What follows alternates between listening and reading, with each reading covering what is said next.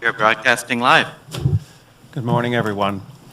This is the meeting of the Council of the Town of Mono held on Tuesday, December 9th, 2025.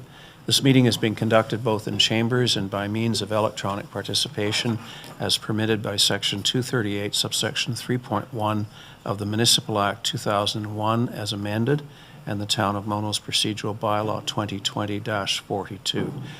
Residents can join us virtually or view the meeting afterwards on our website. We do have a full quorum. Just a reminder, emergency exits are in the rear of the council chamber. Members of council are free to declare pecuniary interest at this point or at any point in the course of the meeting. And I'm going to ask Councillor Davey to do the land acknowledgement. Thank you, Mayor. We would like to begin by respectfully acknowledging that the town of Mono resides within the traditional territories and the ancestral lands of the Tionotonte, the Attawandaran, the Haudenosaunee, and the Anishinaabe peoples. We also acknowledge that the town of Mono resides within the treaty lands named under Treaty 18, the Nottawasaga Purchase of 1818. These traditional territories upon which we live and learn are steeped in rich Indigenous history and traditions. It is with this statement that we declare to honor and respect the past and present connection of Indigenous peoples with this land, its waterways, and resources. Thank you. I have a motion that council approves the agenda of session 22-2025 as circulated. Deputy Mayor Nix moves, Councillor Cape seconds. Any discussion? No opposition? Motion is carried. I have a motion that council approves the minutes of session 2025 and 21-2025 as circulated. Councillor Manctolo moves, seconded by Councillor Capes. Any opposition? That motion is carried.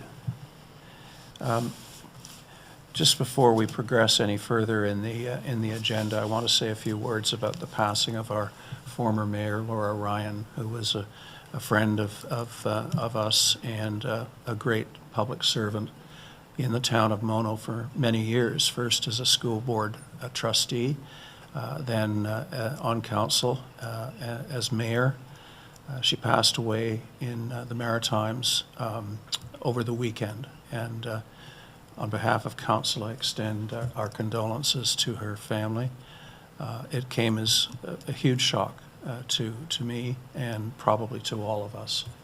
If anyone would like to say anything, please do so. I know it will mean mean a lot to her family. Well, we loved Laura, and I'm shocked to hear she went, particularly at her age. Anyway, that's all. Thank you. Ralph? So I had the pleasure of being on council when Laura was the mayor, and I thought she handled the mayoral duties very, very well. She is a pleasant person to work with. She's somebody you could take aside in the corner and you could deal with some problem you had, and she was very, very good with it. And she was deeply embedded in this community and was a real a powerhouse here. So I was surprised too. As you know, she went down east with her new friend, and she seemed to be in good health. We actually had a going away party for at my farm, and I think so it was a big surprise. We should also point out to the public that she served 2 terms as the warden of Dufferin County. Absolutely she did, and made some of the best pies I think I've ever had. Famous for her baking and her cooking. Does any member of staff have anything to mention? Laura Ryan was on council when I started in 2009, and I went through quite a few terms with her. Staff knows of her professionalism when she came to the office, and she will be missed by all staff, that's for sure. And best regards to her family. Thank you. Proclamation. Oh, who has? Elaine. Oh, Elaine. Elaine, sorry, my apologies, Elaine. It's okay, thank you. Laura was a very good neighbor to me and a very good friend, and she was a wonderful human being. And she was missed when she moved down east, and now she will be missed even more. And I'm grateful to have known her and learned a lot from her. And she was a solid, just really good person. Thank you. Thank you. And I would note that we are flying our flags at half-staff in her honor. Proclamations. I don't believe we have any proclamations. Public question period. Anybody in the audience? Is there anyone in the gallery who has a question? Good morning, Elaine.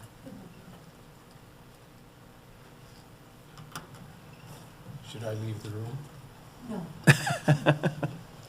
For once, I'm not complaining. Well, a little. Good morning, Elaine Kehoe, 388193 Mono Center Road. In the Committee of Adjustments has only held 2 meetings so far in 2025. I believe there was one scheduled in October, which was subject to rescheduling. The Recreation Committee held 2 meetings, and 2 members resigned in 2025.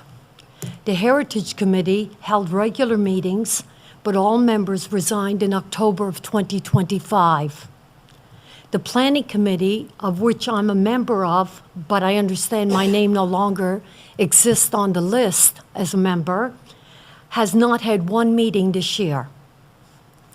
The town recently ran an ad in the Citizens newspaper accepting applications for various committees, including a new committee, the Climate Act. I suggest that committees are not working and are set up merely to give the appearance of citizens' engagement. What good are committees if there are no meetings, and in some cases, the recommendations of committees sit in a pile of unfinished business or are disregarded, and I can provide a number of examples if asked. When a residents give of their time and see no results, something is broken. The Citizens printed the following on November 14th, 2024. I will not read the complete article, but it is here for your review. Kehoe suggested in November 12th of 2024 the council consider supporting the creation of a panel of residents tasked with recruiting replacements. Councillor Mankdalo applauded Kehoe's idea for recruits. Councillor Davies agreed and said that it was an interesting idea. Mayor Creeman said, I think the idea has merits. Councillor Capes said that they already had an open process for recruiting and she thought that worked well. Well, obviously it's not working well. I did not receive a call after that meeting of November 24th, nor do I think that anything was put forth to amend or to help to change the system. Instead of forming new committees, let's get the ones that we have working. Town of Mono and the residents need it. We had a heritage committee to protect the integrity and future of Mono. They were a hard-working committee, and yes, we didn't always agree with their recommendations, but at least they got things done. My main concern is that we don't have committees anymore, we don't have citizens' engagement, and I think it's going to be one of the topics of discussion in the next election. What will council do to consider fix what's broken and not start something new? What will council consider to do to fix what is broken instead of trying to establish something new? So my understanding is that some of the committees you referenced, such as the Planning Committee and the Committee of Adjustment are convened as there is business to conduct. If there is no business to conduct, the meetings are not convened. So if you don't have severances, for example, to consider, the Committee of Adjustment is not convened. So you can go a few months before there is sufficient business to warrant the convening of the meeting. As to your suggestion about a different recruitment process, I would just note that we are very open in terms of our advertisements and are giving the public notice that there are vacancies that we need to fill. And we have recently, I think, improved, although I can call on Councillor Davey and Councillor Mangtalo, who were involved in the last vetting process. We have improved the vetting process for applicants, so they are interviewed. And then those names that make it through the vetting process are presented to council for consideration and appointment. Does anyone else have anything? Ralph? Thanks for your interest in this subject. I appreciate it. A couple of comments. Now, there are some committees that are very functional, which you didn't mention, which sort of slants your presentation. The REC committee is, for one, very functional. The DEI committee has been meeting regularly and I think is doing well. So those are two that don't fit your statement that they're broken. We had a recent call for applicants to fill some of these committee positions, and I was delighted that with the number of people that applied. So I think that I think using the term broken is a bit strong, and that the committee process is actually working very well. And the new committee that we've put up, the Climate Action Committee, had more applicants than we could take.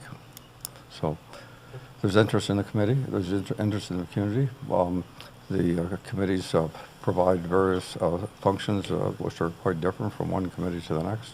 And I think they've always been a good source of support for the council. And they're also often a stepping stone for people who to want a council. They get their feet wet sort of on a committee. Just to follow up on Ralph's point, you selected a few committees to make your point, but you didn't mention the two committees that Ralph mentioned. You also didn't mention the Headwater Streams Committee, which in my opinion is doing a fantastic job. I'm not suggesting that some committees are working well. I'm suggesting that the majority, when you've got 4 committees out of 6 or 7, then we need to look at the committees and maybe revamp how we do things. Because we're not. We'll always be prepared to look at things as to how we're doing them, but as We Ralph were- just said, they just went through a process of looking for new committee members. I haven't heard the results, but I think they did get. Could we not until we talk about it? Yeah. Could we not be specific until we talk about it? Okay. Melinda? Thanks, Elaine. You make a really good point. It's a glaring, obvious thing that the committees that have some sort of, real legislative structure are struggling, right? We had a large resignation from a couple of them.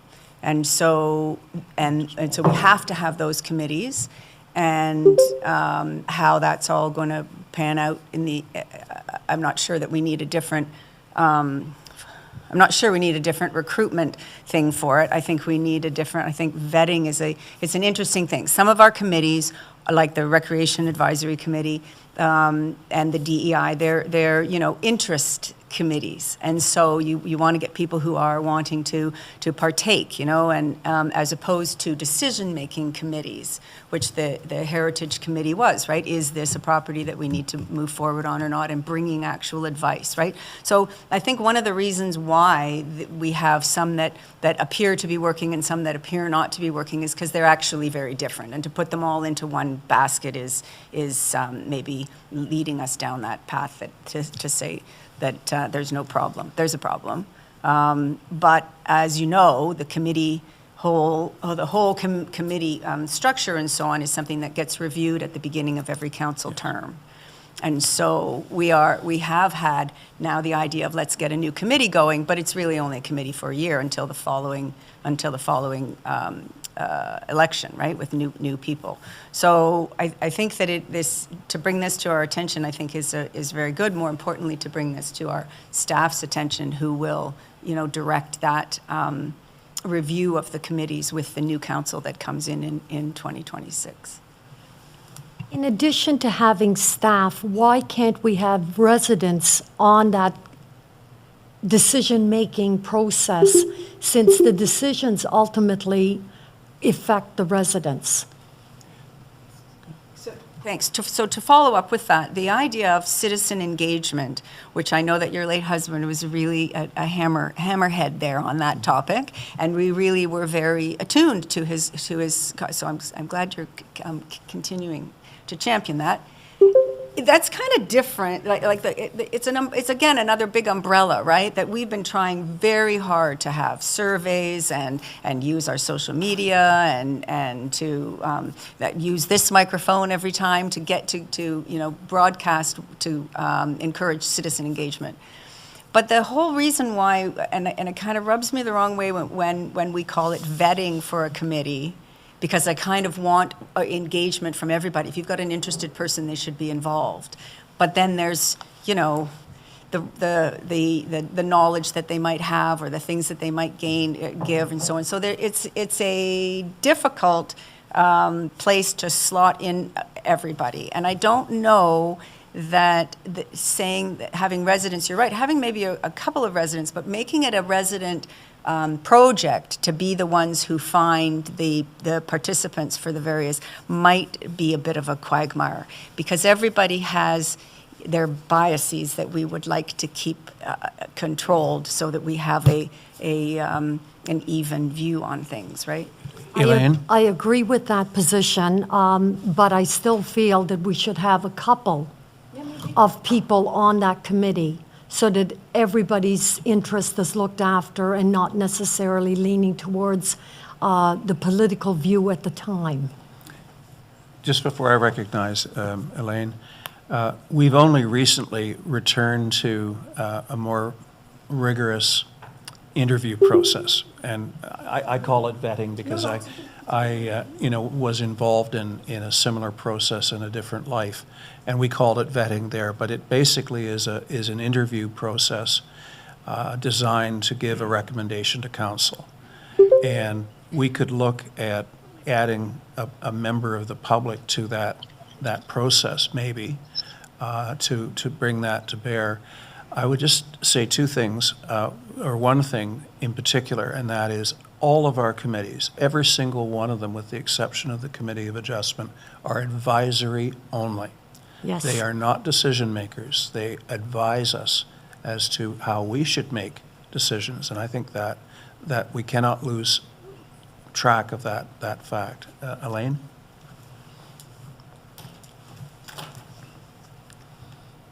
Thank you, and thank you, Elaine, for coming forward with this.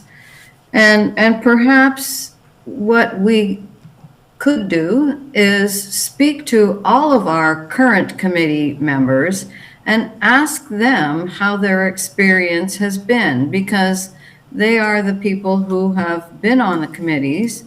Were they able to achieve their mandate? Was there difficulties? I think it's an opportunity to get feedback from all of the people who have been involved in committees, to just find out what they think could be done differently, and just ask that question back, because it is an opportunity for us to hear from citizens, and maybe the committee's a specific topic. However, they still have the experience of working on that committee with whatever that mandate is and with council, and I'm sure that they have some interesting feedback for us. So thank you for bringing that forward, and I'll just leave that out there for now.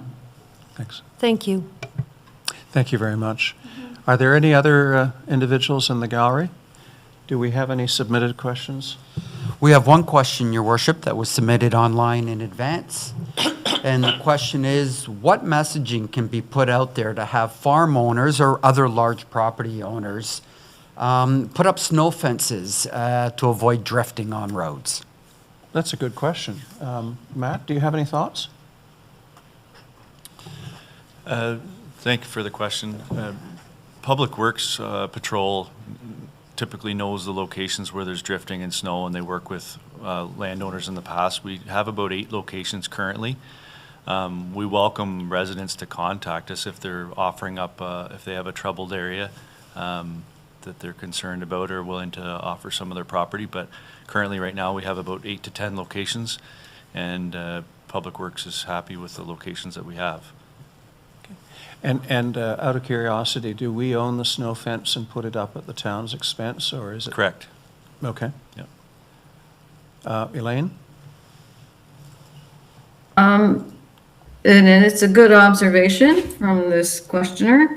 And did we have in place, I believe, you can correct me if I'm wrong, a program to plant trees to become live fencing? And we do have some of those. I know there are some down Airport Road and Highway 10. Not Airport Road that I know of, but Highway 10 for sure. And so was that not part of our climate fight to put up live tree fencing? I'll leave that, Your Worship, to direct to staff. Ralph? Hi, Elaine, that was a project that the Nottawasaga Valley Conservation Authority took on a number of years ago under Rick Wilmeyer. And I can't give you a detailed answer, but the last time he spoke about it, he was disappointed because it was hard to get uptake from the landowners. The landowners, the ideal place for a snow fence is not at your regular fence line, as you know, but it's upwind of it, some distance. So that sort of means there's a section of land between the trees or snow fence and the property line, which could be 50, 150 feet wide, and tends to not fit into their agricultural practices very well. But again, Your Worship, can staff answer that question? Did I have that wrong? I thought we did have a live fencing as part of our tree program, but maybe I didn't get that right. Anyone like to tackle? Mike? You are correct, Councillor Capes. We did have a living snow fence program that we were trying to work with residents on. And the Public Works Department still speaks with the individual farmers when they do install a snow fence, if they're interested in a permanent hedgerow. But the farmers are would have more gain with access to their field over the summer months without the living snow fence. The living snow fences are substantially into the tilled area and do cause a problem with respect to the machinery and depending on what kind of crop that they have. So there is a program. We've vetted it with a few residents, but it continues to be there should a resident be interested in working with us on that matter. Okay, great. Thank you very much. I think there might be something beneficial in putting a short piece in our forthcoming newsletter on this as an opportunity for property owners to approach us about whether it be conventional snow fencing or the planted variety. So with the current program, the interest has been predominantly low, and as the Director of Public Works stated, we were fairly happy with the current locations, and launching the program in the newsletter would require a reevaluation of that budget category, dependent upon the yeah, sorry, if Public Works would have a look at it this summer, Okay. I think it would definitely be, and perhaps working with the owners that already have the snow fence installed and see if they're interested in a living snow fence. Thank you. Elaine? Thank you very much for that information, Mike. I see what you're saying. The question has come in, what's the messaging? The answer to fix that is, let's put a message out. Well, can I just speak directly to our questioner who questions us a lot about things that maybe, it was a great question and it's created a little bit of a discussion and so on, but could we have a little bit more specificity in the questions? Because Or suggested locations. well, that's what I say, that when we talk to Public Works, so here we are at the beginning of December, at a time when there is a lot more snow, which is lovely. Matt, have we put the fences up? Is there would there have been a concern in the last few weeks that we've had a little bit of snow since the middle of November? Like, where does the question come from, kind of? Are our fences up?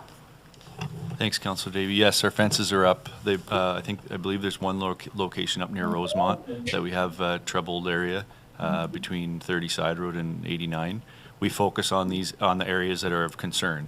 So, Blind Line is a tricky spot because it has a lot of open field to the west and Blind Line.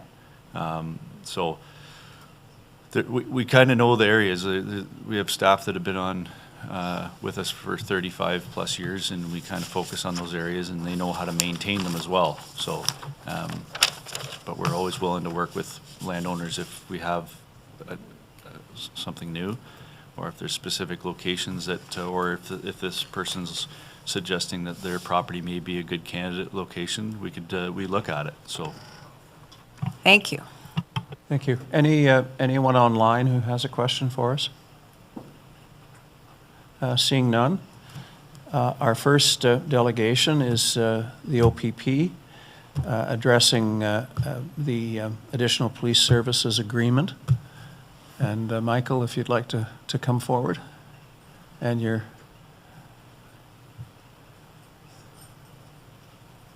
delegation. Thank you. And if you could just press the button on the speaker. Good morning. Good morning. Good morning, Your Worship. Good morning, everyone. It's nice to see everybody today. Good. I think this all began around the time of the Deloitte study that was triggered by Solgen to look at the costing model. And I think we had some concerns that any review of the costing model should also not forget the supplemental services that are offered to municipalities historically over the years, having to do with full-time equivalents who are, for example, dedicated to traffic enforcement.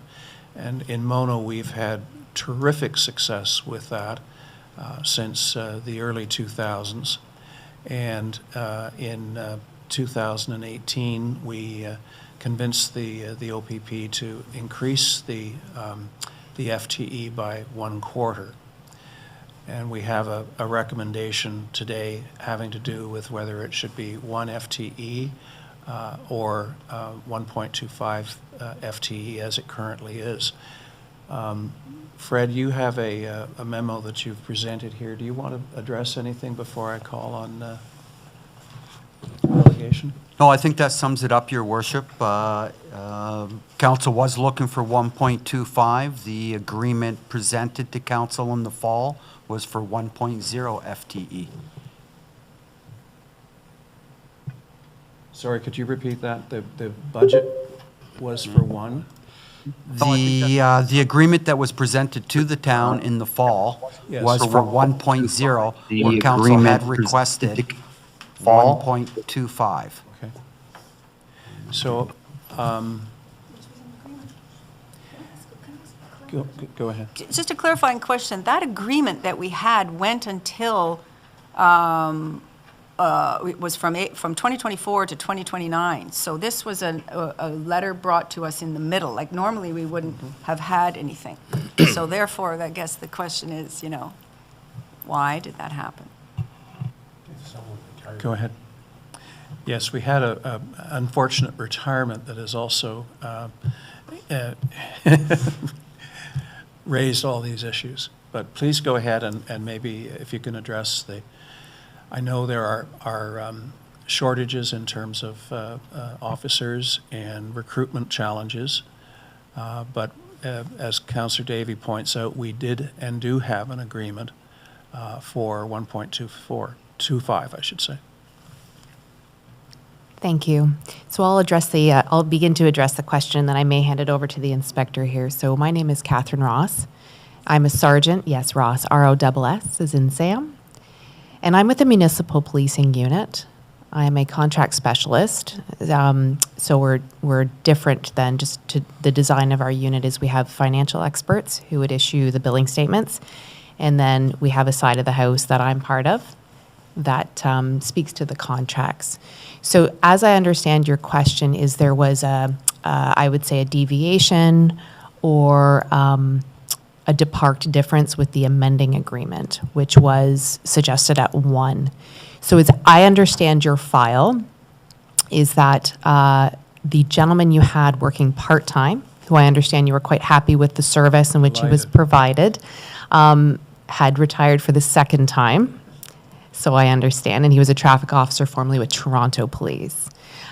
So currently, recruiting, I would say recruiting, and I'll use the word challenges when it comes to officers who wish to come back part-time is, I would say, limited at best. So often the officers that sign up for these kinds of employment opportunities are second career or retired. And as I understand it, there's no one locally that would be interested in that. One officer dedicated to the service as an additional services agreement is staffable based on detachment personnel. And perhaps I'll just hand it over to the inspector at this point. Inspector? Thank you very much. So would be something that we could staff from within on a rotational agreement. So one of our officers would, and I don't want to get into the discussion so much about, is that supposed to echo like that or? No. No? No, we have to have. Okay, sorry about that. I don't like hearing my own echo as well. So, I mean, there is an opportunity for us to effectively staff this position if we put out a rotational assignment to the detachment officers. To what Sergeant Ross had indicated, and sir, we've chatted about this before as well. There are challenges that I have with filling a position. I don't have any police officers in just over 2 years I've been with the Dufferin Detachment who have retired. There are also challenges with officers who do retire that don't want to come back as police officers. And when Larry came to the OPP, he was formerly a Toronto police officer. I can't hire former municipal police officers who want to come to the OPP and want to be part-time traffic officers or enhancement officers. Is that a free, is that How a, did you get Larry then, if you can't? Well, Larry was hired at a time when we were hiring officers from municipal services who retired. and is that a freeze on hiring municipal officers? I don't know, Former I can't say municipal it's for sure it's a freeze so much as it is, I understand that's not a practice that the OPP does. And I would say that has been the case for, the last time I inquired about this was probably in the summer of 2021 or 2022.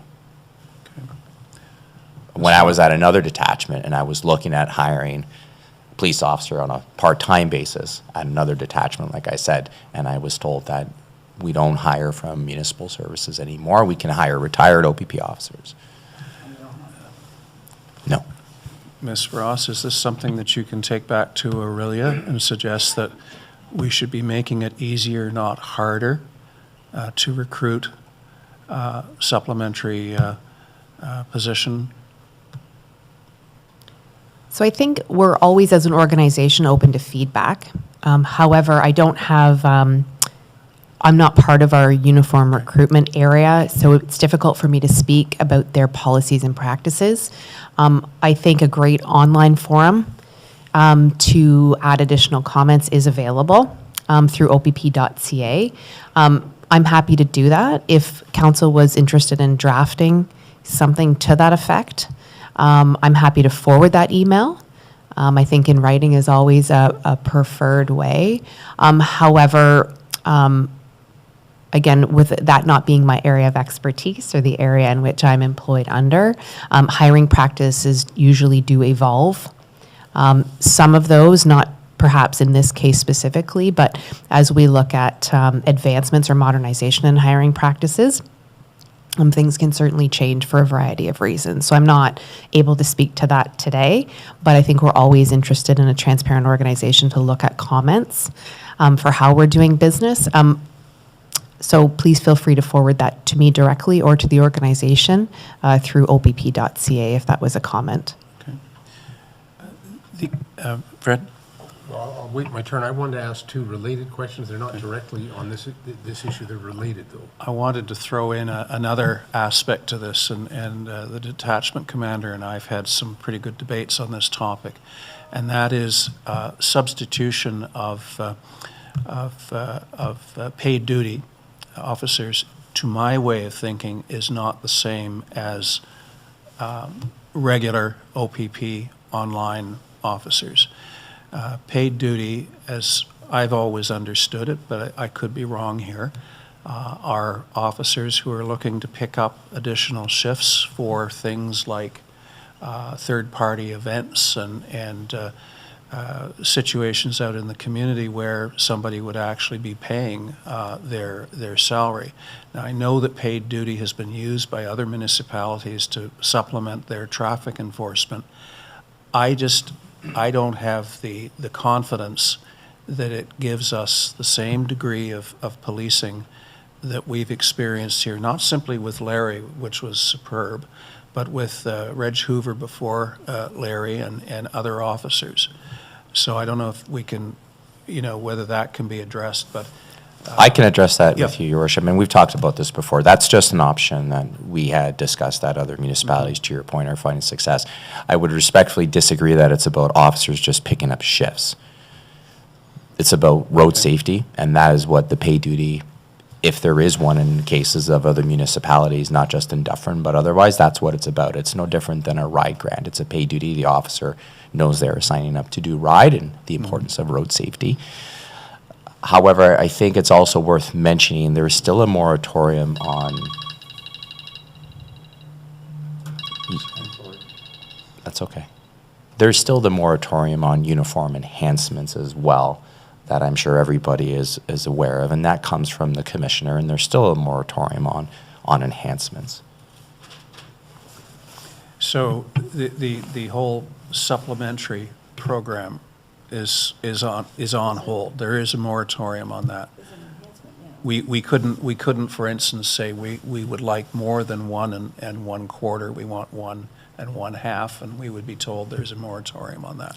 Well, I believe because you already have a contract in place that it's still being grandfathered, and Sergeant Ross is the best one to speak about that. Fred? And Yeah. then Miller. Sorry, I had two questions. One you can't answer, but let me ask the one that you might be able to answer. Some years ago, and I think either the county or somebody chipped in here, you got some black cat boxes, things, to look at traffic. We've never seen the results. I know you've put them in various locations. Maybe we don't have to see the results, but surely, what I would like to know is things like, what is the average speed of cars on Airport Road or Hockley Road? And I don't know if you've had the black cat things there, but it would tell you that. It gives us a sense of where the real problems are. Absolutely. Are you looking at that data? And That's have a you great come to any question. conclusions? So the black hats came before I got here, but as I understand it, those are purchased by the respective municipalities. Yeah. So it is the municipality's responsibility to put them up in consultation with the Police Detachment Board. Now, everyone's, Did we We never, did we tell them? I think I'm going to defer to staff as to whether they've ever put up black cats. so if I may though, just further to that, the installation of, I don't know, a municipally owned piece of equipment on a county road, I don't know if that's something that has been explored before, but as of just recently, as of yesterday, I was chatting with someone on the county side in email about how can we put something like a black cat speed measuring device on an airport road, as an example, thinking Yeah. about mono, for that very reason, so that we can identify when there's days of the week or times of the days where we have to enhance our enforcement because there's a problem. Does staff know anything about where, was it us who provided the black cat or the county? We bought yeah. a black cat. Fred and I recently met with John Bulligan, I believe, a couple weeks ago, and Mono now is in possession of the black cat. We will use it as a tool to help relay the information of speeding in Mono. Over the past 10 years or so, Mono has counted traffic data in areas that we deem that it needs to be. So we're also forwarding that data to OPP as we deem appropriate. Like if we're seeing signs that there's speeding, we've been passing that information on to OPP. But to be clear, we did buy the device. We gave it to the OPP to use as they saw fit, and they initially did the installations and the data crunching that resulted. And I've seen some of the results of the black cat, Yeah. but not in recent years. Okay. Can I ask my second question? Yeah. This is the question you can't answer. I'll try. I'll guarantee you can't. When we You're had, right. When we had Larry doing the work, I would, maybe once a week, he'd be parked up by the Mona Amaranth Public School or just down from it, and that was great, because there's a school zone, and people would slow down, and that was great. But I often thought, it's expensive to have a police officer sitting there controlling traffic. A camera would do a great job for a heck of a lower price. So what I was going to ask you, and what you can't answer, is we were just about to sign a contract to get speed cameras in Mono, and now we can't. Do you have an opinion as to whether speed cameras actually help control traffic? Well, absolutely. It's I think ASC, that's not my place to comment on it. But having said that, we support any technologies that support road safety. But, having said that, it is nice for the community to see a police car in front of a school. But expensive. Well, it's not like he is there necessarily all the time. And so putting officers, which is what we do as part of our officers' day, they're expected to go out in the morning and talk to crossing guards and talk to parents and children. Because, yes, the police car is a deterrent to people speeding, but also the positive impact we have just chatting with people goes a long way and makes them feel safer. Well, I can guarantee that there were people who were driving the speed limit because they knew he was out there, okay? And that was Highway 10, it was Hockley Road, it was Airport Road. Melinda, you have? Thank you. So I understand you have a staffing problem. I understand. So you've made an amendment to our contract. I understand. But what I don't understand is how one guy retires. We had a 1.25. How was he working 1.25? Like how did we have the 1.25 before? I can't specifically answer that, but I'll let Sergeant Ross do that.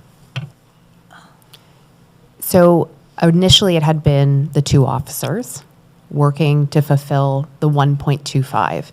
So when we do a additional services agreement or an enhancement contract, we don't necessarily look at the person that does it. We look at it in hours value. So we look at an FTE and we break it down into 1,381 hours. So it's called an availability factor. So in the contract side, so what I look at, and our financial services pillar, which in my bureau, keeps track of those hours to make sure that there's a reconciliation for the service level provided. So the 1.25 previously was being filled by the one part-time officer. So I have a follow-up question about the cost of the supplemental FTE. I didn't notice in the September letter of the Solicitor General that the 11% cap, and I use the word cap advisedly, on OPP costs for this year, falling as it does on a 23% increase last year, that cap did not include the supplemental officer's salary that we, and related expenses that we were paid. We got a rather rude awakening a few days ago when we got a firm figure as to what we should be budgeting for this year, and it turns out we are shy of what we thought we needed to budget for two reasons. Number one, an adjustment, and I'll get to that as a sub-question, but then the supplemental FTE. What's that increase? Is it's not covered by the 11% cap? Could I trouble you just to rephrase the question to make sure I understand what Sure. you're asking, Mr. Mayor? The 11% cap, we thought, was on all OPP services. And when you read the minister's letter more carefully, it excludes services such as the supplementary service. Thank you for the clarification. So enhancements, which was the older terminology, so additional services agreement, is a contract directly between the OPP and the municipality for additional services above and beyond adequate and effective, which the detachment currently provides. So that was not one of the discounted models. I would just like to additionally, if there's ever any questions, please feel free to reach out. I realize we're kind of late on this, but getting ahead of those questions to see there is an opt-out agreement. There is an opt-out clause for the agreement if it did come in above budget and council was to not continue the contract for the additional services agreement. But at this time,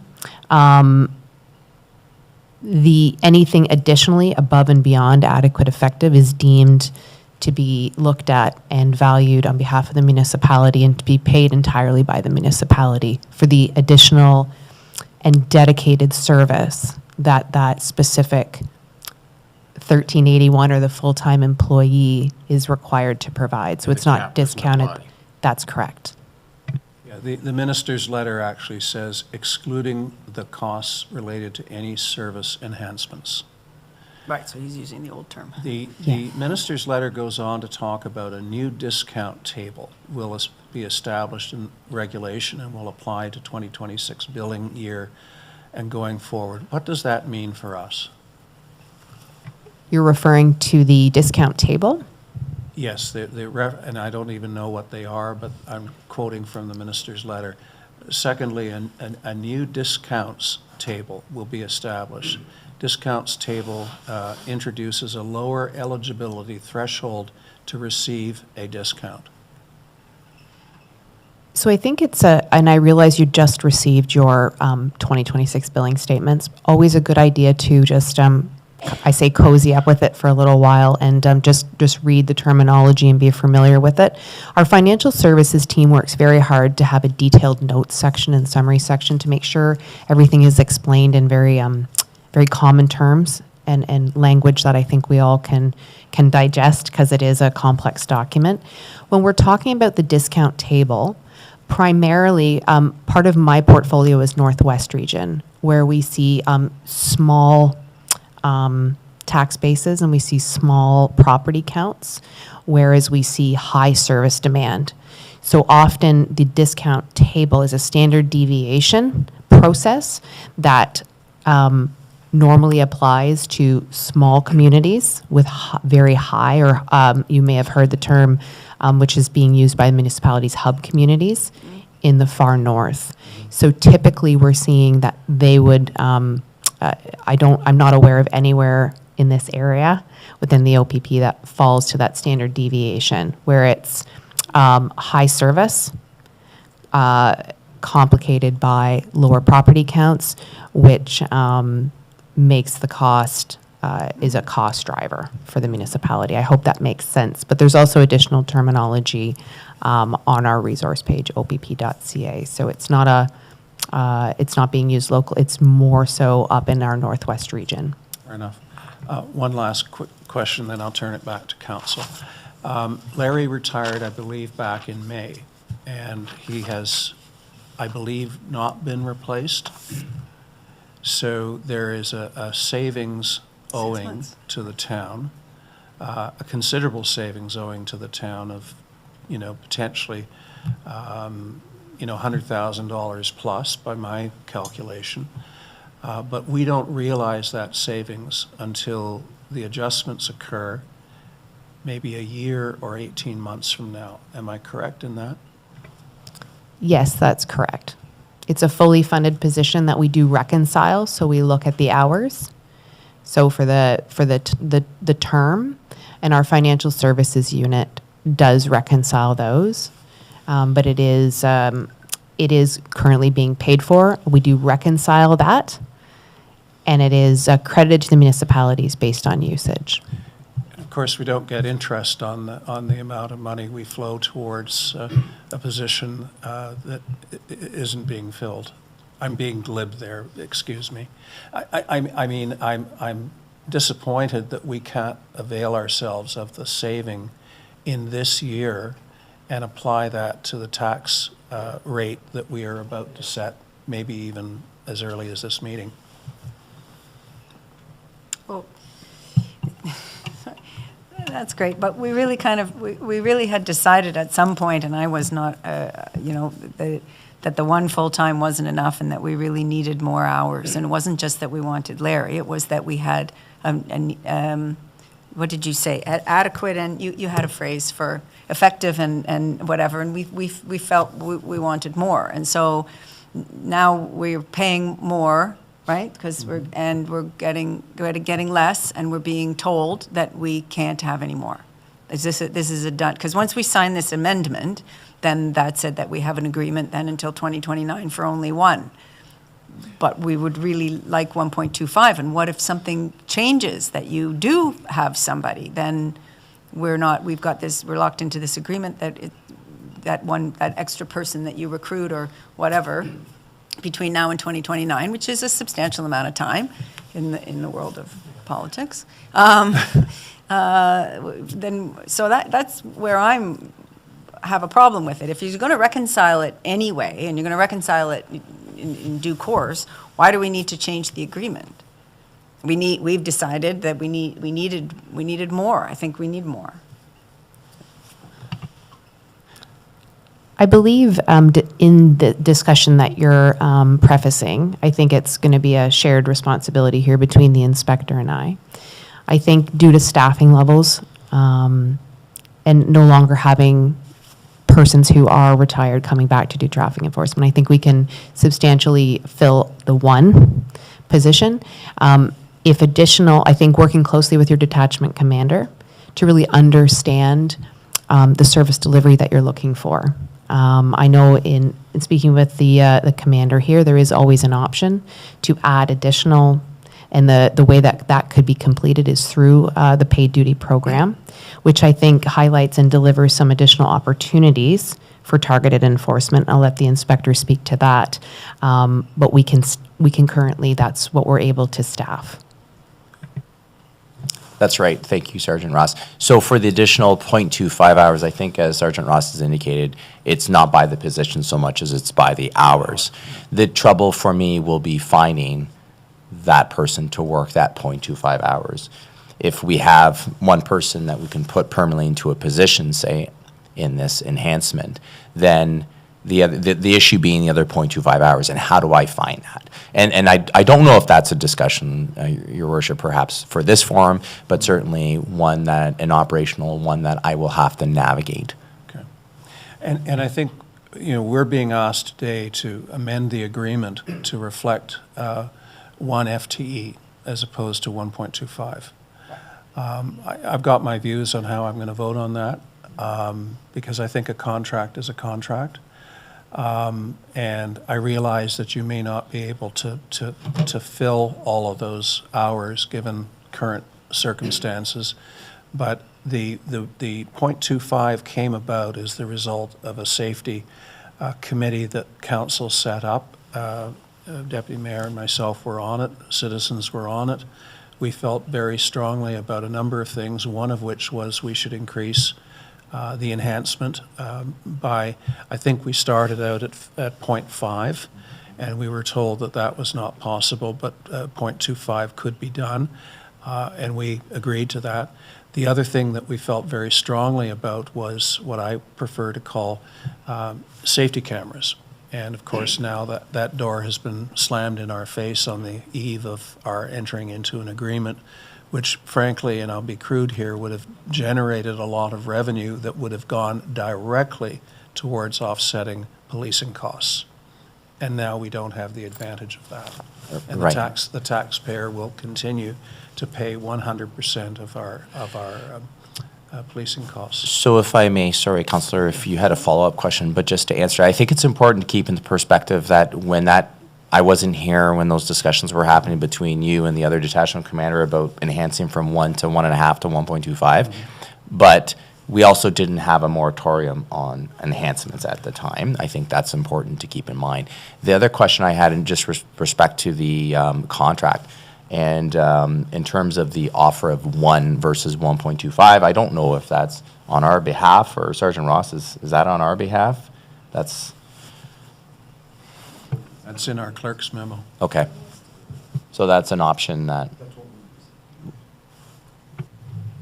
So, Michael, and through council, so that was what I believe to be the best path forward and suggested by Les and I.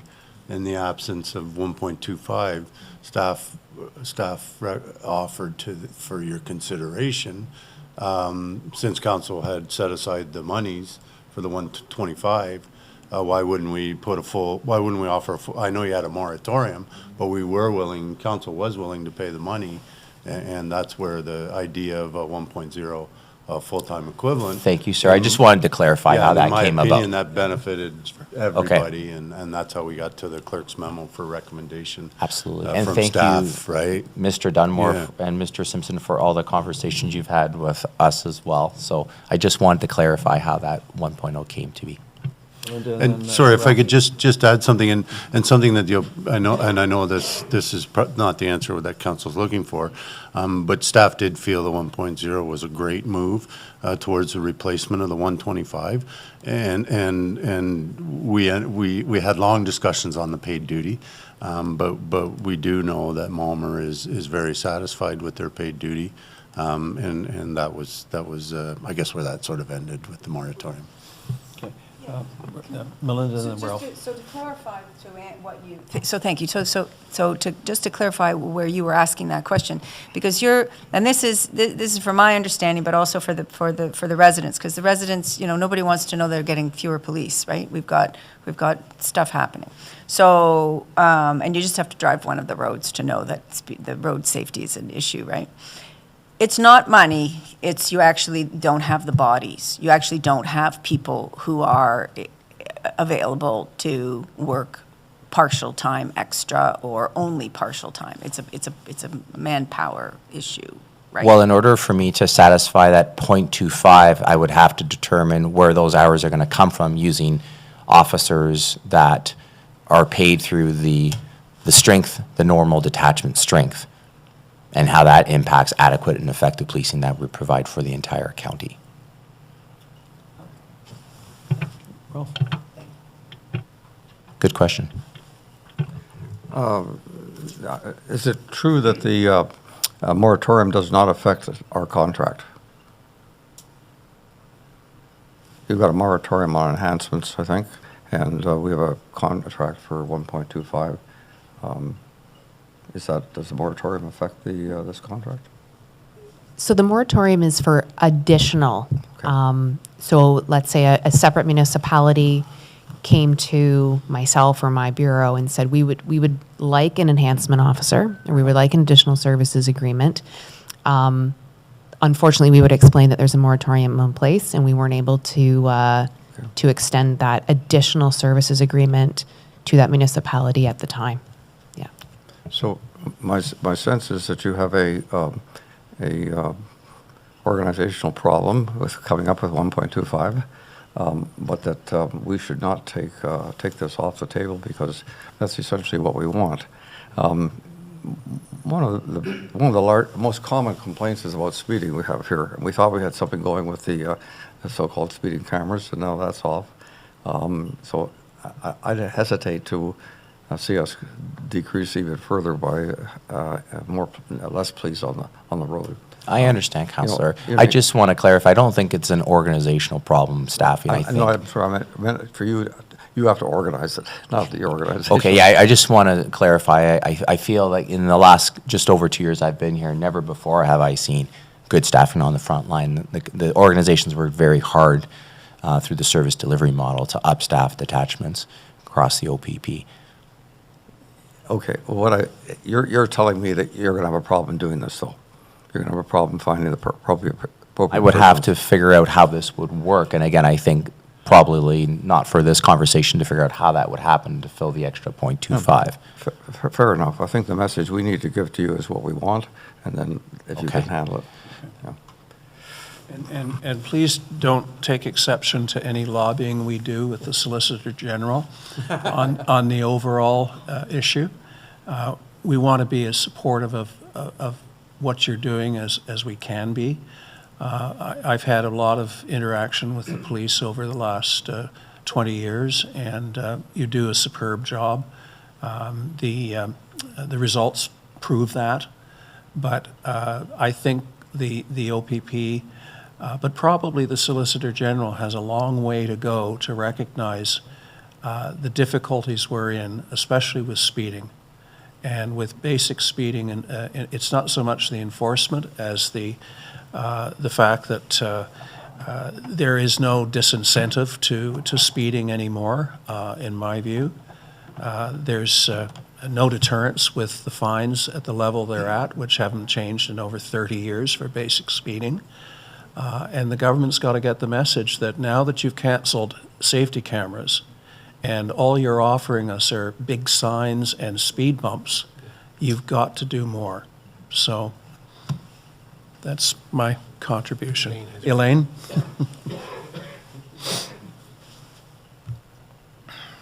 Thank you. So I'm just going to go back to something Sergeant Ross said. So we don't calculate in FTEs, we calculate in hours. So I'm not sure I got the right number of hours that equals 1 FTE. But so we're asking for another quarter, which is hours. So I would like to leave our agreement intact the way it is and say, these are the number of hours, because you're going to convert them into hours that we actually would like and we have been paying for. And then you're going to come back and say, well, we didn't meet that commitment because we weren't able to. And so you're being charged less hours and therefore you're getting this credit. So that's just kind of what I'm thinking. Fair enough. If there's no other questions or comments, thank you very much for attending Thank you, everybody. and answering our questions and tolerating our impatience. No, not at all. And if there are any other Various questions, like, things. please feel free to continue to reach out. And I appreciate your partnership and your worship, the great working relationship we have and through the board. So I truly road safety appreciate is a big priority for the detachment, and our officers have high expectations of them. And it is a priority, and I know even myself, when I come to these meetings, I'm always looking at people speeding or driving aggressively or not using their cell phones or not wearing their seatbelts. So you have our complete commitment. It's a priority for the detachment. Well, I'd invite any member of the detachment, but you do the assignment, so I can't preempt you, but just park on Airport Road between 6 a.m. and 7:30 a.m. any weekday of the week, and you will see speeding and bad driving behavior like you've never seen before. It is shocking. Come down to my house any Saturday on a nice sunny day. I live on Hockley Road. The motorcycles go past my house at 120 kilometers an hour. You can't chase them on Hockley Road, I know that. So it's very difficult to do the enforcement, but my neighbors keep coming to me, Fred, why can't the police do anything? They literally go by my house at 120 kilometers an hour. Okay. May I take It's your a- question, it's the- Councillor? Yeah, just because you see all the time, because I do follow on the social media, your page, and that, you've caught another teenager going, daddy's car is going to be taken away and stuff. So I know that the racing, or what's it called, the Grace, yeah. right? Is that what it's called? That I know that you're catching those guys. I know you are, but it's just the irritating, aggressive person who's up behind you and you're doing already. It's an 80. I understand. And they're 120, and then they pass you on a double line. Well, there's a car coming, and it happens every time. And because it's such a thoroughfare, so it's the deterrent that you're talking about. And that's why we want the 1.25. Well, so maybe, we're around. but, I won't take it more of your time, but also, we're not going to arrest or charge our way out of any of our societal issues. So what traffic calming measures can we look at implementing too? But, we did do an initiative a couple of weeks ago on Highway 10 in 4 days, where we put out a press release on this, where we issued 75 mainly speeding charges, right? So we are out there, and we're doing our very best, and we're going to continue to do our best. So, and I would be remiss if I didn't thank the provincial government for recently increasing penalties for dangerous driving as well as careless driving. And that's a great thing, but what they are missing in this whole piece are the egregious speeders who are in training to become people who drive dangerously or carelessly. And, you got to catch them in training before you can do anything more. Well, and we have our community engagement officers that go into the schools, and one of the things that they are talking to our younger people about in the community in high schools is about Big Four, particularly speeding. So hopefully we can all work together as a community to show them good driving habits and to teach them young. Thank you again very much. Thank you.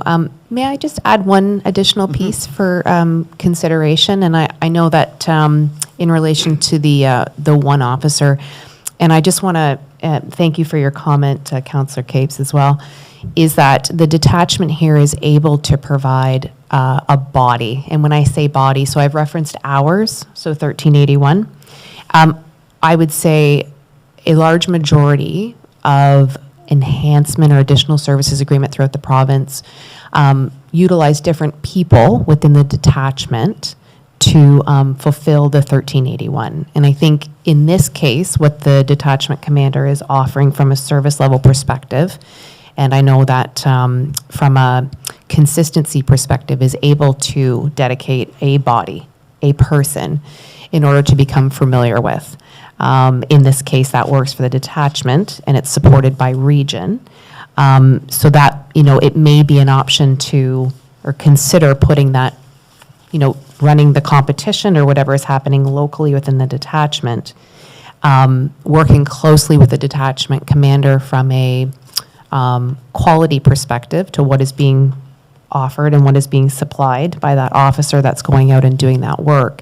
And then looking at expectations to see what kind of an impact that's having from a visibility perspective. So although the contract, we're able to offer the one, and I mirror the detachment commander's comments about the person and the road safety, but getting that one in place while it's still being grandfathered in may be an option for council, and then looking at that supplementation if the service level is not meeting council's needs, or that additional 2.5 or that additional hours. I think the paid duty came in as a creative solution in order to supplement that in relation to the local staffing that can't be provided for the 1.25. But we're able to still fulfill that. It just looks a little bit different. Whereas we can get that one dedicated officer in place so that familiarity happens, so we can start looking at the effectiveness of that full-time position, and then looking at potentially, so almost like a hybrid solution. I think the impact on traffic safety is evident here, and the care for our roads, just as it is on both sides of the table. So what is the creative solution in which we can meet your needs, both from a contractual obligation and from a local service delivery option as well. So I just wanted to provide a little bit of clarity when it comes to us. We're looking to support the community and your needs, as well as the detachment onboarding to actually supply being able to supply a person, whereas often in other detachments, it's, I'll say, it's satisfied via the hours, and here we have that opportunity for consistency. So similar to the service you had before, without the 2.5 actually in the agreement, but being offered or available via other officers at the detachment. So the hours technically are able to be provided, and I think that's being committed via paid duties. It just looks a little bit different. So I just wanted to clarify that, and I hope that that allows you to arrive at a decision that meets your public safety needs. So thank you for that additional few moments. Thank you again. Now, I do have a prepared motion with regard to amendment of the agreement to go from 1.25 to 1. I don't know whether there's a seconder or a mover on the horizon for that. Shall I read the motion? I'll second. Yes, thank you. Well, if there is no mover or seconder, it doesn't get to the floor. If it gets to the floor, I think there are going to be a number of negative votes. So I'm in the hands of council. Well, to put the motion on the floor, I'll move it. Well, I don't know that we need to I'll have- second it. I'll Okay. second it. So here is the motion, that we introduce and give the necessary readings to a bylaw authorizing the town of Mono to amend the agreement for the provision of additional police services substantially in the form as attached as Schedule A to the bylaw, that it be signed by the mayor and clerk for the town of Mono, sealed and engrossed in the bylaw book, as a mover and a seconder. Mike? If I may, Your Worship, sorry, before you read the motion, I think you heard today that this contract is potentially grandfathered in. And staff has worked with the OPP, and the OPP has attended to try to explain to council the 1.0. If this motion is lost, you lose your 1.0. You lose your increase. If you vote down this request today, No, we haven't. right, I'm just talking about how the OPP has presented themselves today, that Mr. Commander Dispasquale also mentioned that he was unaware of where the 1.0 full-time equivalent came from, because they're saying that there was a moratorium on it, and I think we negotiated to get to that 1.0. So, Excuse me, I'm completely confused. We have an agreement for 1.25. The proposal, staff's recommendation is that we drop down to 1.0. We don't have to. Well, could I just add? We have an point? agreement. If I understood the last comment that Sergeant Ross said, and it was kind of long, but correct me if I'm wrong, she was saying, yeah, if you go for the 1.0 in your contract, that doesn't preclude getting an extra 0.25 somehow else. I mean, yeah. Probably. Maybe I misunderstood her, but I think that's what she was saying. So I think we have to start with the staff recommendation and go for the 1.0 FTE. Well, we already have 1.25.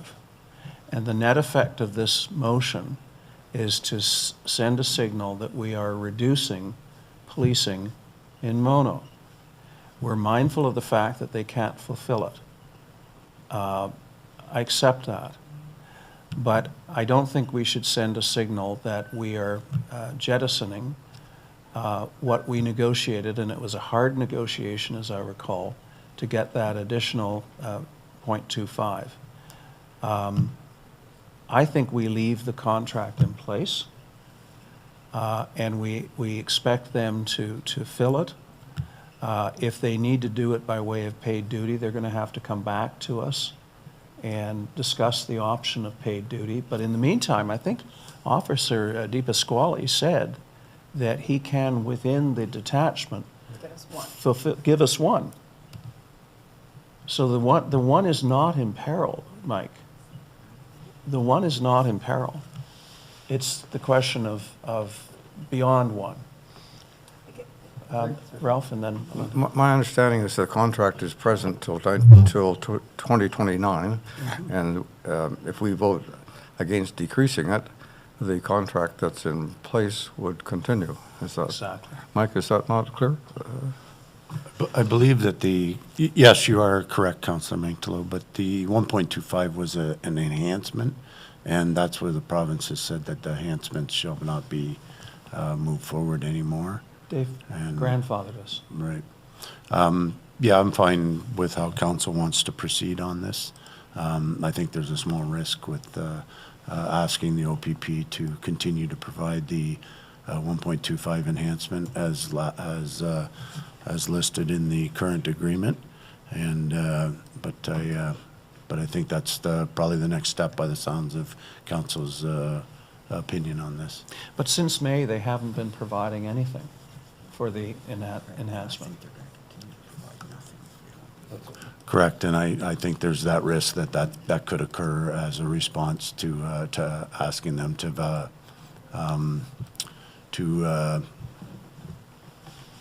comply with the current contract, which Well- they've started these meetings. These meetings were at the recommendation of the OPP. We have a right? recording of the detachment commander saying that he can fill the 1.0. And Sergeant Ross at the end saying that here's a hybrid solution, but she was clear to say sign the contract that offers one, and then if you still need, we'll look at the supplement to look at that 0.25, which would maybe be paid duty. So it's going to cost us more. But the issue is and this is a legal issue, we have a contract with somebody who's not fulfilling it, right? Since May. So they have said, well, in due course, we keep track of the hours, so you'll get your money back, but then you point out, well, yeah, but where's the 18 interest months. and all that kind of stuff. So it's not aggressive saying we're not going to fulfill our contract, but it's in there, I think, as evidence that they could break the contract. And so Mike actually maybe is right, that it is, behooves us. I don't know whether to sign this one particularly. If we've got this new idea, why can't, instead of this motion, why can't we have an amendment to the agreement? Just waiting for a moment while our CAO and clerk are in conversation about something else. So how about if we were to change to include what she just ended up saying? And what they both said, that we can have the one, we'll work on doing that, They would- but that 2.5 has to be. They would love nothing more to convert the one to paid duty. They And, would okay, love so in the nothing paid. more than to do oh, it by paid duty. Okay, and they heard us loud and clear that we want, and that was what it came down to in the end in the discussion, that we want a person. We want a community policeman who is going to engage. And I gather paid duty means it's people who are just picking up extra hours. But so you would perhaps have different faces on Hockley Road and sitting there, but you still get a face that is one of our guys, or do they jettison somebody in from someplace else for Well, whatever? I think there's a hierarchical thing here. The ideal solution is an individual who's doing the majority of the 1.25, okay? Yes. Second best is hours. They are giving us the hours from inside the detachment. The third best, in my view, is paid duty, simply because it is a shift picking up thing, and as much as they say they're mindful of traffic safety and so forth, it's still who is available, who wants to do a shift here, a shift there, and frankly, very hard to get people to do that on long weekends, as an example. So you run the risk of having lots of empty hours, you think? I think so, in terms of the weekends and long weekends, whether they would be able to give us paid duty during that time. If they are assigning officers from within the detachment, they simply go out and they work. They have X number of hours a week, and if they get stuck with a Saturday or a Sunday or a holiday Monday, so be it. they make that up somehow down the line. Fred, you had your hand up at one point. No, what I was going to mention has already been covered, Your Worship. Thank Okay. you. So, Elaine? Thank you. Like, I'm just, this is, convoluted to say the least. But in signing, in approving this motion, we are guaranteed that one extra, I'll call them supplementary, dedicated officer. Is that a true statement? Not necessarily, it may be hours. Or it may be a Well, dedicated person. However they, Yeah. yeah, But exactly. we've But got it is that still already under one. we've got that already under the contract. But we don't have it. Yeah, Well, we but don't have it, They're not doing it. but are they saying we have to pass this, or they won't give us the one FTE? that's what I'm hearing. No, that hasn't been, the original agreement Oh, was okay. to have the extra 1.0 full TE. May I It's make to a s- look, at what I think they're trying to get across is the look and shape and feel of our previous retired enforcement enhancement officer is not available on the table right now. Can I, well, we can't replace Larry, we know that. But we can do a hell of a lot better than paid duty, in my opinion. But he's saying, Your Worship, he's saying, that they are saying, the OPP are saying, that they can commit to one full-time equivalent. That's what they're offering. I don't know that they're offering that. They'd love to see us drop down to one. Could we perhaps table this Tables, motion yes, thank you. and have staff double-check with what the inspector said in terms of what happens if we don't pass this motion on the Pass it. table today? If we don't go for a reduced down to 1.0? Because I'm very confused. I had thought, when I listened to Sergeant Ross, we amend the agreement to 1 FTE, and then she used the word hybrid, so that we still have the possibility of getting the 0.25 at some stage. Now, maybe I misheard, but then Mike is saying if we don't amend this agreement to 1 FTE, we risk. face the possibility of losing everything. And that's what I'm Right. That's what I'm confused about. Just let them try. I'm with you, Fred. So is that a motion to table? Yeah, I move we table. Non-debatable? The understanding being? Direction. The understanding We need being- clarification. yeah. Understand being that staff continues discussions with the OPP? If we want the hybrid. If we want the hybrid? And Non-debatable. would staff, well, let's give direction to staff. Yeah, we're not before we debating, vote. we're Yeah. giving, we need to give them direction, because we gave them direction before, and they ended up coming, and now we have more questions. And if in the course of discussion, could staff confirm that paid duty is paid at the rate of time and a half, which of course diminishes the bang for the buck? You getting this? Okay, we've given direction. Okay. Let's vote on the motion. All those in favor of tabling? It's carried unanimously. Thank you. Yeah, we need to know where we stand. I would like to do a letter to the Solicitor General about this whole thing. Yeah, good. Okay. Would you like a break? Your Worship, Okay. that's a great idea. Let's take, Well, we have a delegation that was supposed I to be know. on at 10 o'clock. well, I think a comfort break is appropriate. Sorry. So we're going to break for 10 minutes. My apologies.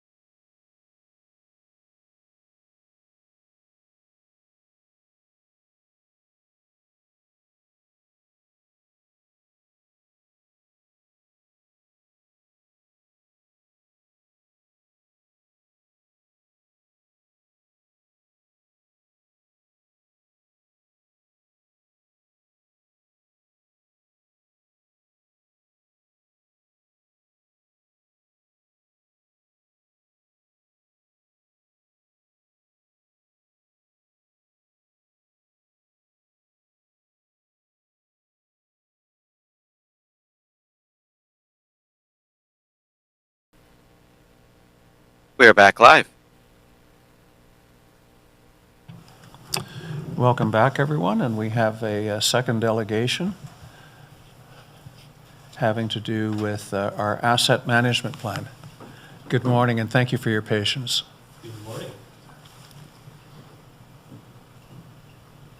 Haven't we seen you before?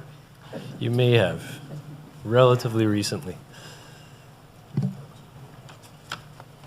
All right, so You travel from Toronto?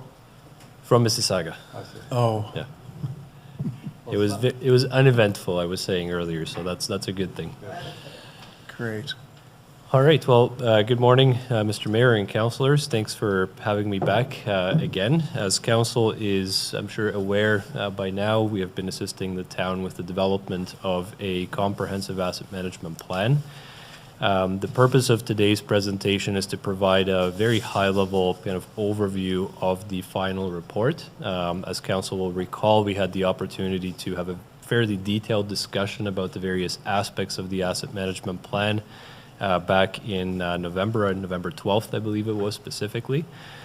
Following that discussion, we had a chance to prepare the formal report. And so again, I'll just go through a very high-level kind of overview of what's in that report, the major kind of considerations as it pertains to the financial strategy that's associated with this plan that council is being asked to make a decision about as it approves the asset management plan. So with that, I think I'll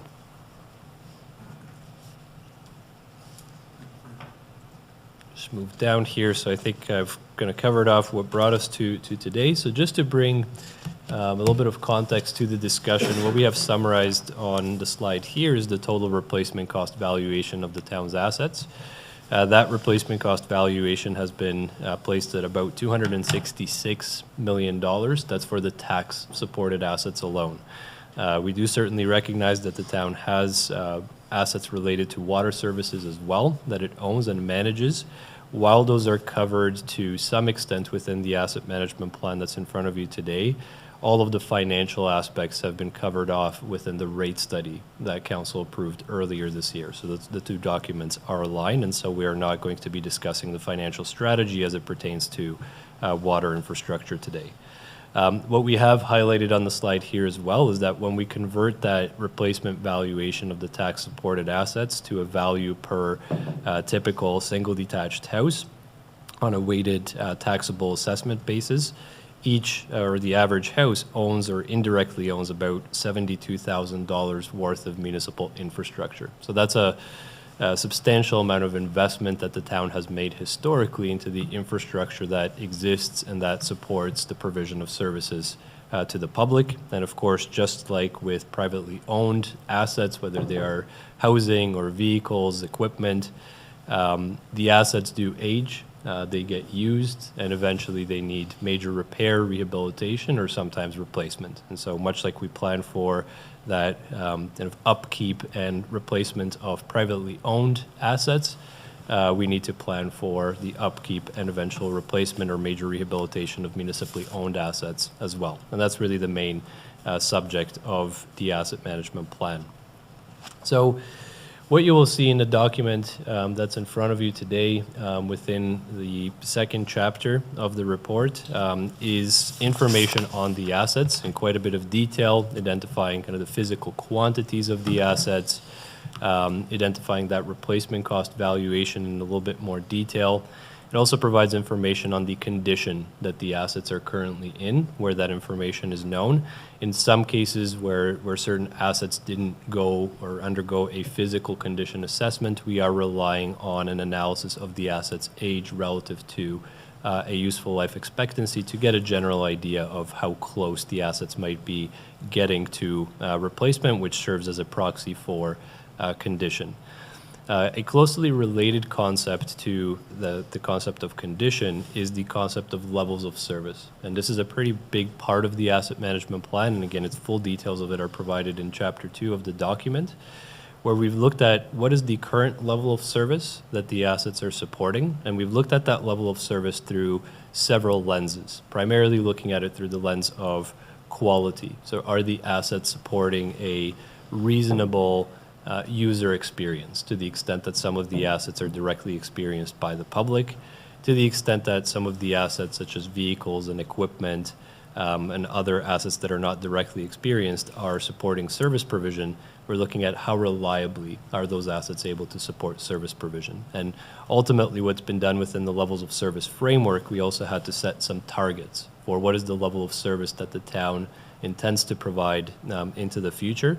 The overarching theme there is to provide reliable services and to also provide a reasonable user experience for the assets that are directly experienced by the public as well. So again, the detailed technical metrics that we've set targets for are fully detailed within Chapter 2 of the report.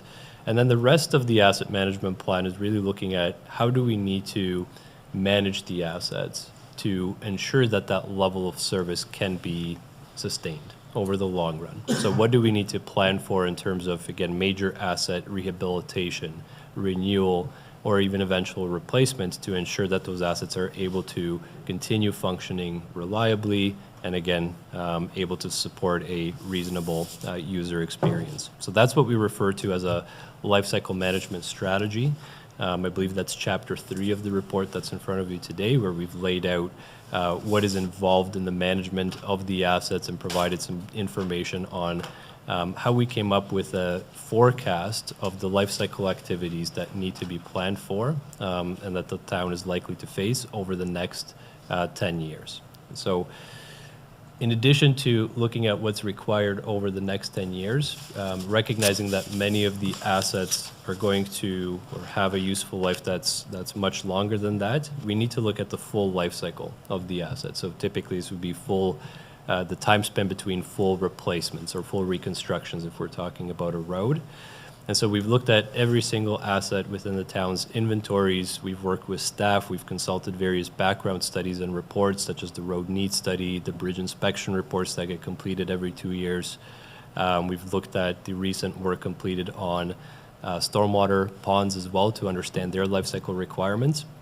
And we've tried to quantify what the sustainable level of funding would be to maintain the assets over the long run. And we're really focused on the capital aspects. When I say maintain, I'm referring to capital maintenance or major rehabilitation and replacement.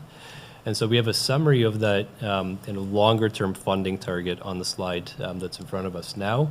In the second last column of that table at the very bottom, you will see what our estimate is of that annual life cycle cost of the assets, and that represents our annual funding target based on the assets that the town owns as of today. That's been estimated at about $6.5 million. But we've also recognized in the plan that the town is likely going to see some increases to assets over the next 10 years. And that's been informed by the development charges study, which does contemplate the addition of some vehicles. It also contemplates the conversion of some roads that are currently gravel to a paved surface to accommodate higher traffic flows. But of course, once those roads are converted to a paved surface, there's a different life cycle cost associated with that paved road versus managing a gravel road. There are also some upgrades of bridges that are planned over the next 10 years, going from single to double bridges to, again, support higher traffic flows, as well as some facility expansions, again, all of which were identified in the town's development charges background study. So when we look at, while the initial acquisition or construction of some of those expanded assets would be funded at least partially through the development charge, the ongoing upkeep and life cycle rehabilitation of those assets becomes the town's responsibility. So we're trying to plan ahead to the town incurring those life cycle costs as well. And so with those expansionary or growth-related assets taken into account, the funding target that we're working towards to support the maintenance of current levels of service is about $7.5 million.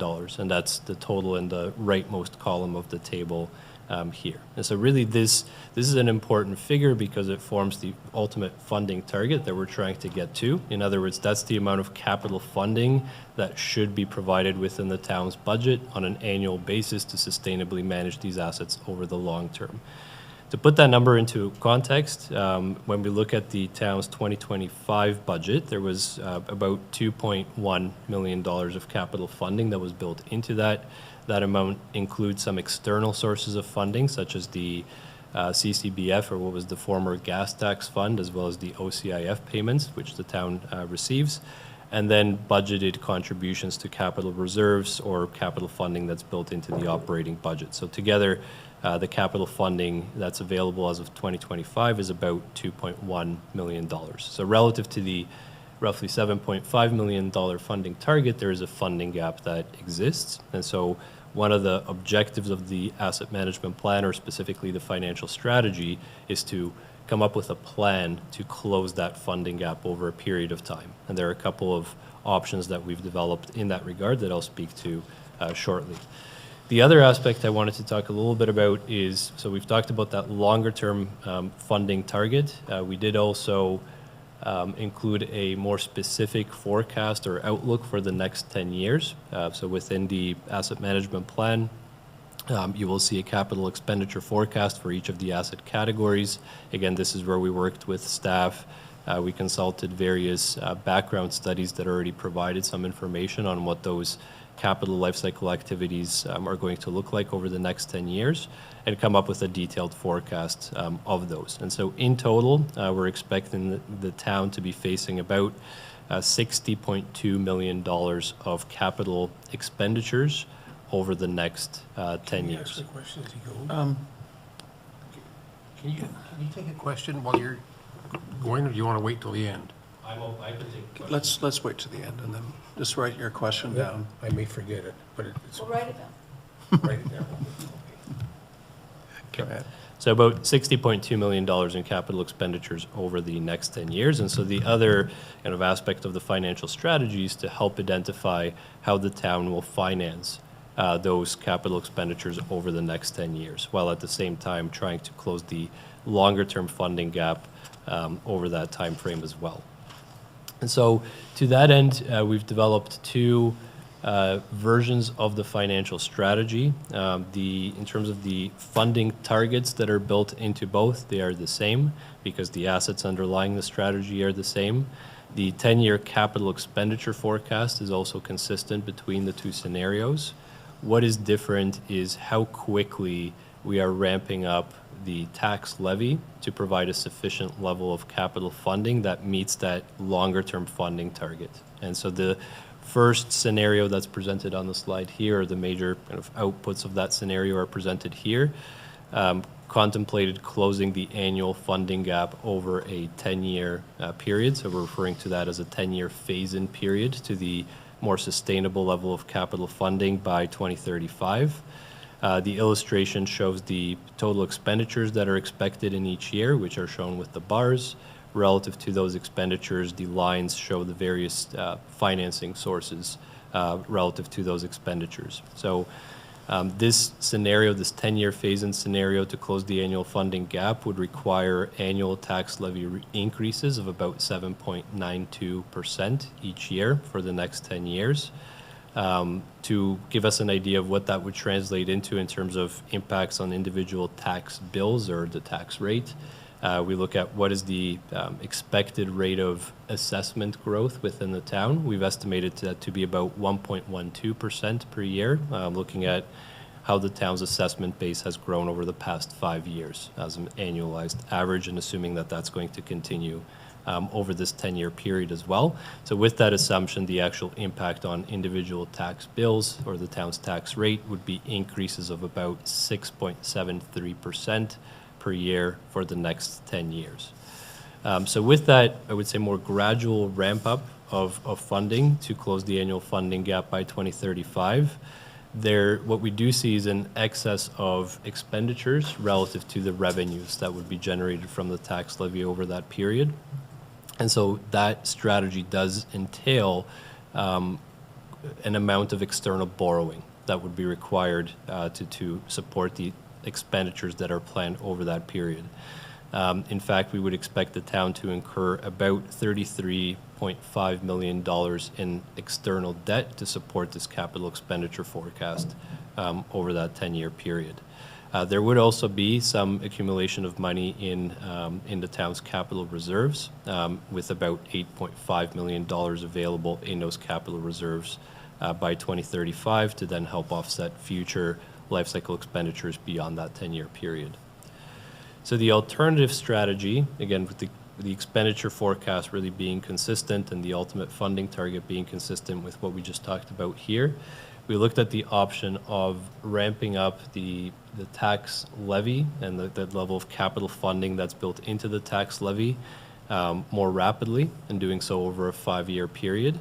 So in other words, the annual funding gap would be closed by 2030 under this strategy. And because of that faster ramp up in capital funding under this scenario, there would be a reduction in the amount of debt that the town would need to take on, with only about, or reduction of about $15.8 million relative to the 10-year phase-in scenario. So under the 5-year phase-in, the town would incur about $17.7 million of external debt versus the $33.5 million of external debt under the 10-year phase-in scenario. Of course, though, with the faster ramp-up, that would have a higher impact on the tax levy, where we would be forecasting about 12.7% increases to the tax levy over the 2026 to 2030 period to support that strategy. That would translate into tax rate increases of about 11.4% over that period. And then from 2031 onwards, because the town would already be at that sustainable level of capital funding, we would expect the tax levy to still continue to increase to maintain kind of pace with inflationary pressures, but that rate of increase would level off at about 3.5% per year on the tax levy from 2031 to 2035, and that would translate into a 2.3% increase to tax rates or individual tax bills over that period. So there is a faster ramp up over the first 5 years, reducing the need for debt and also reducing the need for those higher increases after 2031 under the 5-year phase-in option.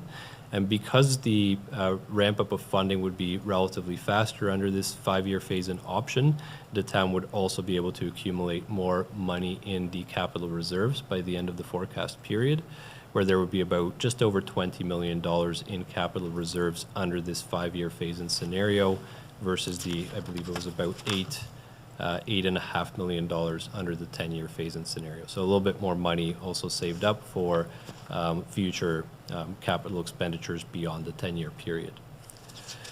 So that, I think, summarizes the essence of what the two scenarios are that are presented from a financial strategy standpoint. In terms of the recommendations then that are provided within the report, the town will need to consider, or council will need to consider approving the asset management plan. And because there are two scenarios presented there, we'll need to select which of the two financial strategy scenarios it would like to go forward with.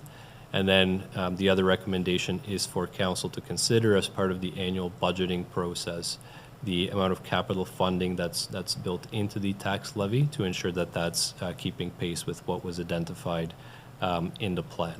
And then just one final word in terms of next steps. I may have mentioned this when we met on November 12th, is that council is required to conduct annual progress reviews starting next year to measure the progress that's being made in implementing the asset management plan and to look at any factors that might be slowing down progress and a strategy for addressing those. So you are likely going to see asset management come back a little bit more often. While this is a static report done at a point in time, certainly the concept of asset management is something that's a continued ongoing practice, and you are going to see it coming back a little bit more frequently through the annual budget process and as well through those annual progress reviews. So that's a high-level summary of what's in front of you today. My apologies for the typo on the slide here that should say town. But I'd be happy to say or answer any questions that council might have. Fred? Yeah, I've got 5 questions, and I know the mayor is one going at a to time. cut, yeah, he's already cutting me off, but, Allow them to.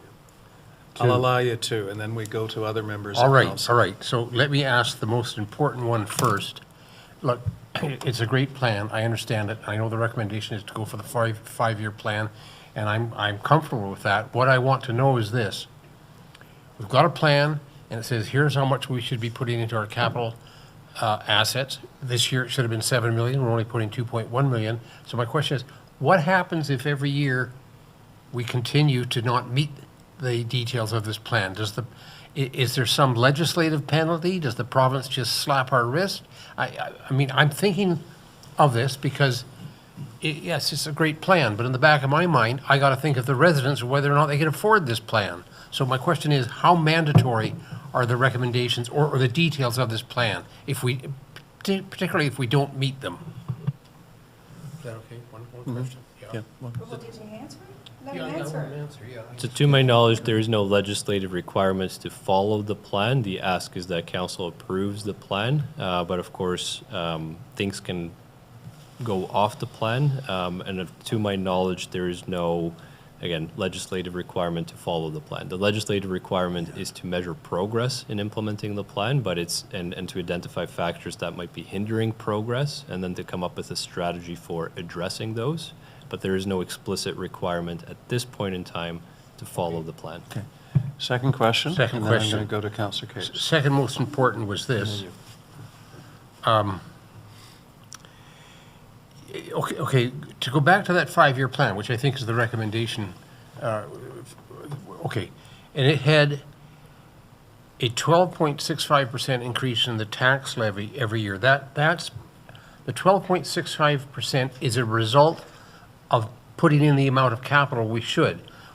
What I have to think of is on top of that, my assumption is we will also be having operating costs, which may be increasing. So in fact, in looking at that 12.65%, that's really just, I was going to say the beginning of our troubles, but it's, I mean, we're going to have operating expenses on top of that, like fire board and police costs. And It's inclusive, though. so I just want to make sure that is correct, that this is just, the 12.65 is just because of putting money into the capital.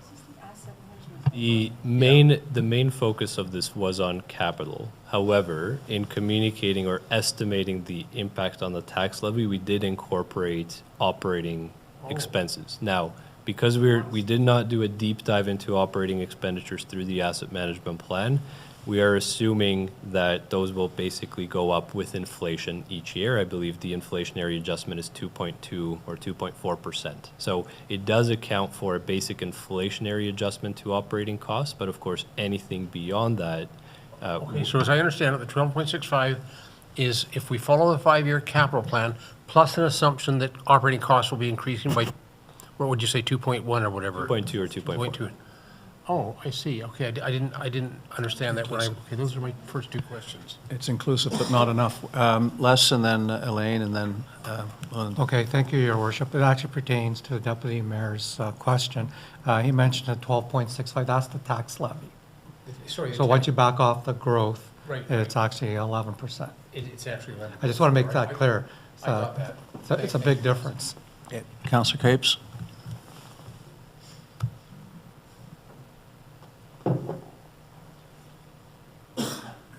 Thank you.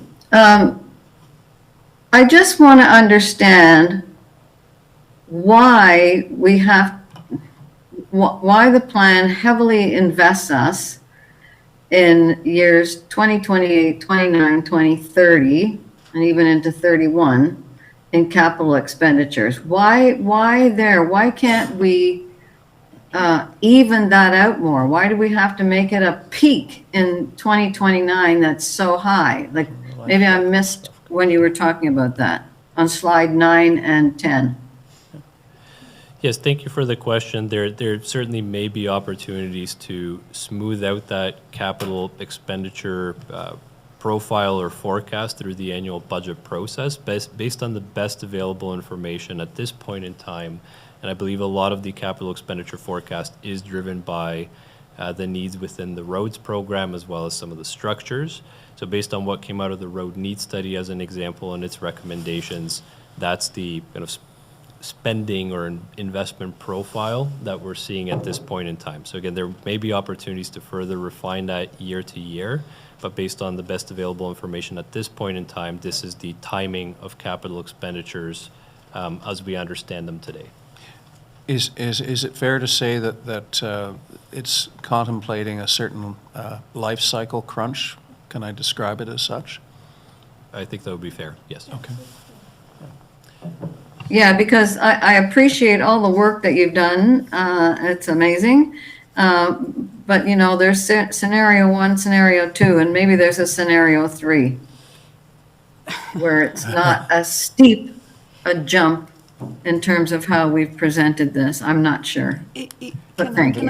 Elaine, you need to look back at the asset management plan, or rather the roads needs study, and Matt's work and the other reports that we get that aren't all, you know, addended to all this to understand that the road, the bridge is given, or the playground, let's talk about a playground.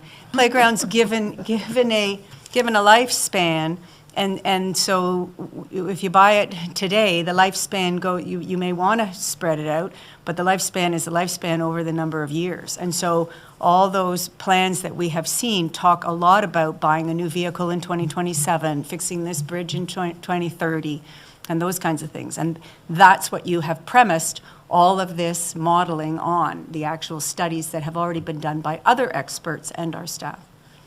But that's not my question. Thank you, and I fully appreciate that, Melinda. Thank you. But I'm also saying that we have a choice, and not everything is expiring in the years 2028 to 2030. Go ahead, yeah. Okay, so my question is, thanks very much for this yet again. And my question is, no, it's not legislated that we follow this, because that's where Elaine is going, and Fred also, that here it's all very well, let's push it on. I really want to bring back, this is new, as everything is, governance, and you have a committee, and now we have to lay out, you know, how everybody has to behave in the committee and so on. There's new governance things that have come about in the last 20 years or whatever. So were there these kinds of forecasts before, and because I'm only new as this is, you know, the first term, were there forecasts like this or plans presented to us that councils have over the years we've gotten into this situation because they have been amended as Elaine's saying she wants to do, or are we in this situation because everybody has been left to just kind of think about the taxpayer each year and we'll put the bridge over? Like, have we? Because that answers the question. If there really have been plans previously that have not been followed because it was unpalatable, the answer is we're here. And so if we find this plan unpalatable, we're even going to be exponentially worse if we avoid it. Or is it? So can you answer that? So this is not the first asset management plan that the town has prepared. I believe the last kind of comprehensive one dates back to 2013. I'll look to staff thereabouts. So, I can't speak to whether that or how closely that plan was followed. We didn't look at that through this exercise. But asset management planning certainly is not new. So we do have better information, I would say, about the assets. The town has done a lot of work into creating comprehensive inventories of its assets. The town has spent energy and effort to undertake some background studies, understanding the condition of a lot of the major assets a lot better. You know, just most recently, having completed the stormwater pond assessment as an example, whereas before we just knew there were some ponds and they might need some cleanouts every once in a while. Now there's a lot more known about individual ponds, how much material needs to be cleaned out, what that's going to cost. That's just one example, right? So as we learn more about the assets and their life cycle needs, and also we've seen a tremendous amount of capital cost escalation over the past, let's say, 5 years or so in particular. So more information, better information, higher costs are all contributing to kind of the impacts that we're seeing today. Potentially also there's the aspect of not sticking to the plans that were developed before, but again, I can't speak to whether that's a underlying factor in this case. But we're at a stage now where, no, it's not legislated to follow these plans, but it's legislated to to have one and to annually look at it. And so I think that ultimately we also have to have in the back of our mind that there's liability coming down the pipe too on this then. Because if we told you to do something and we're watching how you're doing it, and we end up in a problem where, you know, a big storm comes along and, you know, flooding happens and insurance doesn't want to pay for it, and, right, like I think that there may be a problem in the future that may not have been before because it was, well, we just have a pond, we don't know. But now it's, we have a pond and we know that it needs to have some service to it, and you didn't do the service, right? That's where we're going in the future? It's a possibility, for sure. Any, Ralph? I have two questions. One's about reserves and the other's about debt. So if you look at your overall financial forecast for the 5-year, that's scenario number 2, it appears to me that reserves stay constant up to about 2031, and then they rise at a rate of maybe $4 million a year after that. Where did that decision come from? So the reserves, there are two-part answer, I guess, in terms of the first part as to why the reserve is depleted for the first 5 years or so. Is because when we look at the capital expenditures that are expected in those years, we're using, first, the modeling looks at, is there money that's expected to be in reserves that's available to offset those expenditures? To the extent there is, we're first using that money. We have also imposed a reserve floor so that we're never modeling or planning to have the reserve fully depleted, so that there is some money left in there for any unforeseen expenditures as well.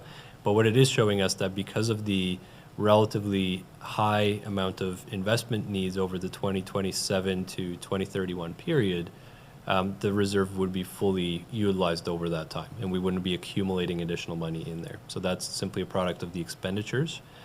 After 2031, because especially with the 5-year phase-in strategy, at that point in time, the town would be bringing in, through the tax levy, a sustainable level of capital funding.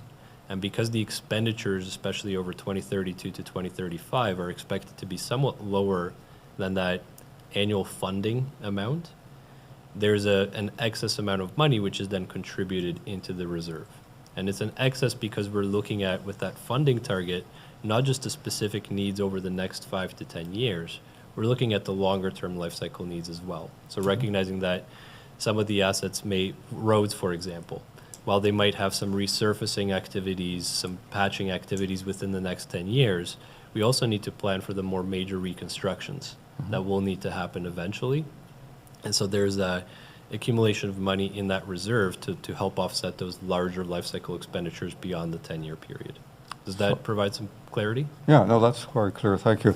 So it appears to me that that's a possible way of saving money if we didn't want to go into reserves looking 5 years from now down the line. It's partly a philosophic matter, which we discussed before. Do the present people pay for the future, or do the people pay for their own future? So, and you're continuing with the idea that I should pay for my friend's future in the next 10 or 20 years. And that's gone on in the past, and I'm not saying I have an opinion about it, but it just is an opportunity perhaps to decrease costs. The other question was on debt. So I look at this chart and I see the debt payments and I see the capital expenditures, and the debt payments are much, much less than the capital expenditures. Does that mean that at the end of 2035 that we are carrying a debt of $17 million? That is correct. Under the 5-year phase-in scenario, there would, to be fair, some of that we're saying that over the next 10 years, the town would incur about $17.7 million in debt. Accumulated debt. Correct. Yes. But by 2035, some of that debt would already have been paid back. So it's not the outstanding balance at the end of 2035. We're just saying the town would in total need to borrow about $17.7 million over this 10-year period. So at 2035, we would be owing $17 million.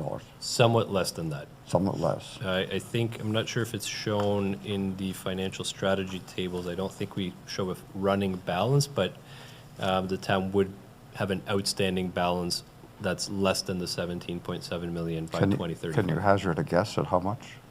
I wouldn't want to guess, but it Well- is certainly something it's information that's in the background. I just don't believe it's shown explicitly in the financial strategy tables that are presented in the report.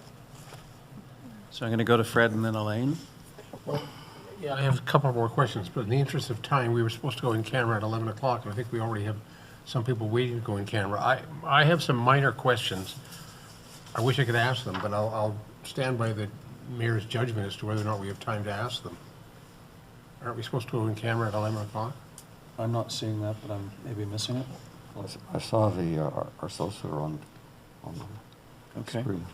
I'm sorry, maybe, Well, we were also supposed to hear this one at 10, so, okay. it's up to Yeah, the- I think, what is, who, what No, is it the does intent? say in camera at 11, and our legal team is on, in the virtual world with No, us. I'm not seeing them. He was there. Oh, he was. They are both there. So I'm in staff and council's hands on this. I'd prefer to go ahead and try and wrap up with you. Yeah. Yeah. Isn't this kind of an important discussion? Yes, Since it is. All right, my other questions were very minor. When you talk about, one of your charts had an assumption about assessment growth, very simply, that's new buildings or new houses, that's, okay, that was hardly a question. I just wanted to double check that. I couldn't, on one of your charts, you said we need $60.2 million in total debt over the next 10 years, and I went back and tried to relate that to the funding target of 7.5 million, which is the target with growth. And I can't relate those two numbers. Maybe it's because my math isn't very good, but 7.5 million over 10 years does not equal $60.2 million. So maybe to clarify those couple of numbers or a few numbers, so the $60.2 million is the total amount of spending on capital needs over the next 10 years. So it's spending. Just a simple question, if that's how much we need to spend over the next 10 years, isn't that $6 million a year? That's right. Well, then to go In- back to your earlier chart, you say our target should be $7.5 million a So, year. because the target is looking beyond just the needs over the next 10 years, it's taking into consideration those assets that are going to live longer than the 10 years. Okay, Elaine, quickly, and then we're going to need to move on. I have one question, a few comments. Okay, I just want to go back to I wasn't, there was a comment that I was looking for legislation. No, I wasn't. That was Fred who was looking about that. And I do have to say that staff have been very diligent in all the years. We didn't have this type of an asset management plan, but we did do asset management planning. And councils of the day chose to put that aside for making less tax increases. And I'm just going to say that in defense of all the great work that staff did. And so we have had these in the past, and we've made decisions. And that brings me to a question about why over the last 5 years in scenario 2, we would go back to like a 2.2% increase when we know that's just going to get us into trouble again. So with scenario 2, that sustainable level of capital funding would be achieved by, I believe it's 2030. And so from that point forward, we're assuming that as long as the town doesn't acquire any additional assets, we're already at that sustainable level of funding, so we're just increasing it with general capital inflation, recognizing that costs will continue to go up. But based on the information we have available at this point in time, there wouldn't be a need to continue to increase funding at a higher rate beyond that point in time, because the town would already be at a sustainable level of funding in light of the assets that you have today. So we would already then be, and just to go back to what Fred was referencing, that slide that has the $60 million on it, we would already be able to do that on a continual basis? No. No. In fact, there will be about, I think it's 7.5 Seven and a under half. $7.5 We would be million able to in handle annual that funding. $7.5 million going forward every year, Correct. rough. And if a new asset management plan was done, it would tell us we were on track to achieve those numbers and not have to increase taxes by 50%. That's correct. As long as again, we are forecasting, so we are making some assumptions around future inflation rates and things like that. So as long as those come in line with what's been assumed, then yes, the next update of the asset management plan would tell you, okay, you're now at that sustainable level of funding, so you're just increasing with inflation each year moving forward. Okay, great, thank you. So I have a question, that is, how do we compare to other municipalities of our size? Are they all looking at 7% annual increases going forward? 12. Or 12, or whatever? I would say certainly with the 7%, that's well within the range. I would say that's about average in terms of the impact that we've seen. Most municipalities that we have worked with do look to close that annual funding gap over a period of 10 years. With the 12% increases under the, or 12% or so under the 5-year phase-in scenario, that's at the high end, certainly, in terms of annual impacts that we see through other plans. But that we've seen municipalities that are on a 10-year phase-in plan facing that magnitude of increase because their annual funding gap is actually bigger than what the town is facing. So both scenarios are within the range of impacts we see in other So municipalities. we're not unique.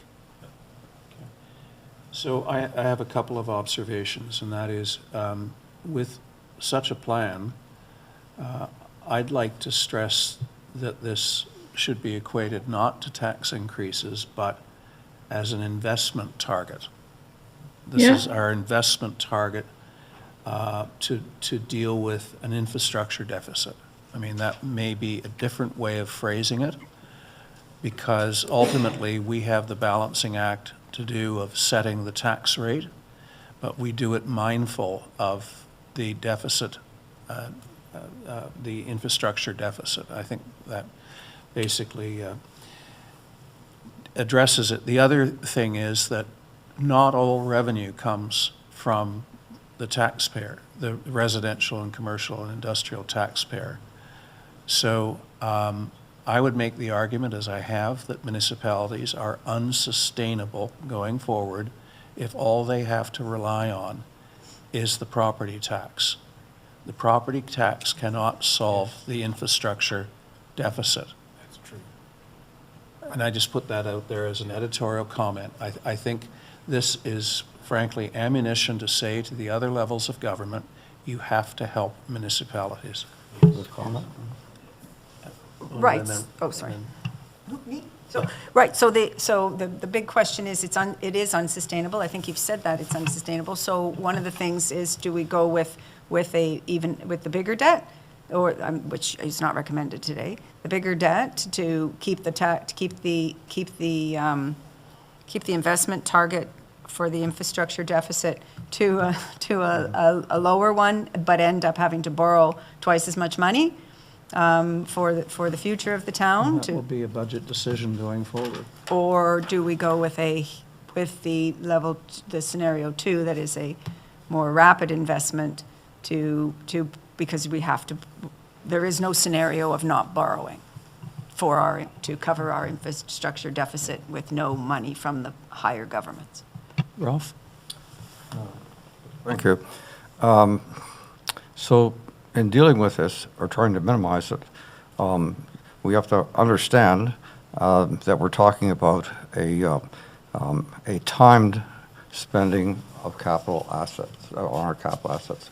And in the past, I've listened to Public Works tell us about the replacement of something major, such as a $500,000 snowplow, and how they've managed to keep it going for another 2 to 4 years beyond its expected lifetime. And I think our town's very good at that. And that's one of the mechanisms, and the other term for it is pushing it down the road, that we can handle this. The other question I have is, or request is that, I think knowing what our debt is at the end of 5 years and 10 years is very important to us to know. And you that's a figure you couldn't give us now. And I recognize that it's probably dependent upon tax or interest rates that are going to be, or loan rates that we're going to be paying at those time. But I think we should have some idea what our debt is, because, this is a municipality that's never had debt before, and now we're looking at maybe ending up with maybe $30 million of debt at the end of a 10-year period. So that's my request. So I do have a prepared motion that recommends scenario number 2. Les, do you have any, that would be your preference, would be scenario number 2? Thank you, Your Worship. That would be my preference, as my memo outlines. It's the scenario, you bite the bullet now for long-term gain, so you do accelerate closing the gap, and then after 5 years, then we'll get to a normal, sustainable tax rate increase in the 2% range. It also, I know Peter is not able to give you an exact amount of debt, but scenario 2 is roughly half. I mean, no matter what number you throw out, it's about half of scenario number 1 with the 10 years. And once you have that larger accumulated debt, your hands are kind of tied, because now you have to address that debt. And I think we have good examples at the federal level and even the provincial level where they have accumulated over the years a lot of debt. They have to, that's the first thing they have to pay, is debt. So that limits, so any debt would limit council's decision to address some of the infrastructure capital. And like Peter says, down the road, you don't know what may come up. There might be something new that this plan never envisioned to take place. So if we could keep our debt down and address the spending gap quicker, I think you're far better off long-term. And in your experience, do you ever deal with councils that sort of change direction when they see the impact on their ratepayers, and the ratepayers are lining up with pitchforks and torches, and all of a sudden the decision goes to more borrowing in order to lessen the impact on the taxpayer? Does this happen in mid-period, 10 years, halfway through 10 years, or at the beginning of 10 years? Yeah, I think with this round of asset management plans, it's a little bit different, because this is the first year when these comprehensive plans have become a requirement. So we're just seeing municipalities adopt or approve them. So I think the coming years will tell. I think that's when we're going to see that experience of municipalities potentially going off the plan in various ways. I bet they will. It's certainly very likely. I mean, what we have had some conversations with councils about reducing service levels in some cases, where they've had some hard conversations about divesting of certain municipal facilities, as difficult as those conversations might be. In other cases, conversations about maybe not pursuing a road conversion program that they had envisioned and maintaining the gravel roads as they are. I'm not saying that that's always technically feasible, because sometimes traffic volumes dictate that it really should be a paved road, but just a couple of examples of how some municipalities that I've worked with have gone about the conversation about balancing costs with the financial realities. And it ultimately, while the short-term fix can be more borrowing or deferring capital needs to later years, I think over the longer term, the idea is to balance the service levels with costs, and to find the right balance there. Well, thank you. And again, I think for anyone watching this, the message that we need to go away with is that ultimately it's council's decision as to the rate of tax increase. We have a guiding document that tells us what our deficit, infrastructure deficit is. And we have to be mindful of it, but at the end of the time, we can't be a slave to it. That's my personal view. On that happy note. Thank you again. Thank you. Let's go in camera and put the motion on after we come back. Yes, I agree with you. I'm looking for the motion to go in camera. We would be paying about $2 million a year I'm not seeing a motion to go in camera here. Oh, I do. It's way at the bottom, at the end. So I have a motion that council move into a closed meeting pursuant to Section 239 of the Municipal Act 2001 as amended at 11:23 a.m. for number 1, Shelburne District Fire Board, Section 239, subsection 2, subsection K, a position plan, procedure, criteria, or instruction to be applied to any negotiations carried on or about to be carried on or on behalf of the municipality or local board. Second item, line 2, developments, OLT appeal, section 239, subsection 2, subsection E, litigation or potential litigation, including matters before administrative tribunals affecting the municipality or local board. Richie F. NFPP Farm Practices. Section 239, subsection 2, subsection E, litigation or potential litigation, including matters before administrative tribunals affecting the municipality or local board. And finally, committee appointments. Section 239, subsection 2, subsection B, personnel matters about an identifiable individual, including municipal or local board employees. Do I have a mover? Councillor Davies, seconded by Deputy Mayor Nix. Any opposition? Motion is carried. We are going in camera now.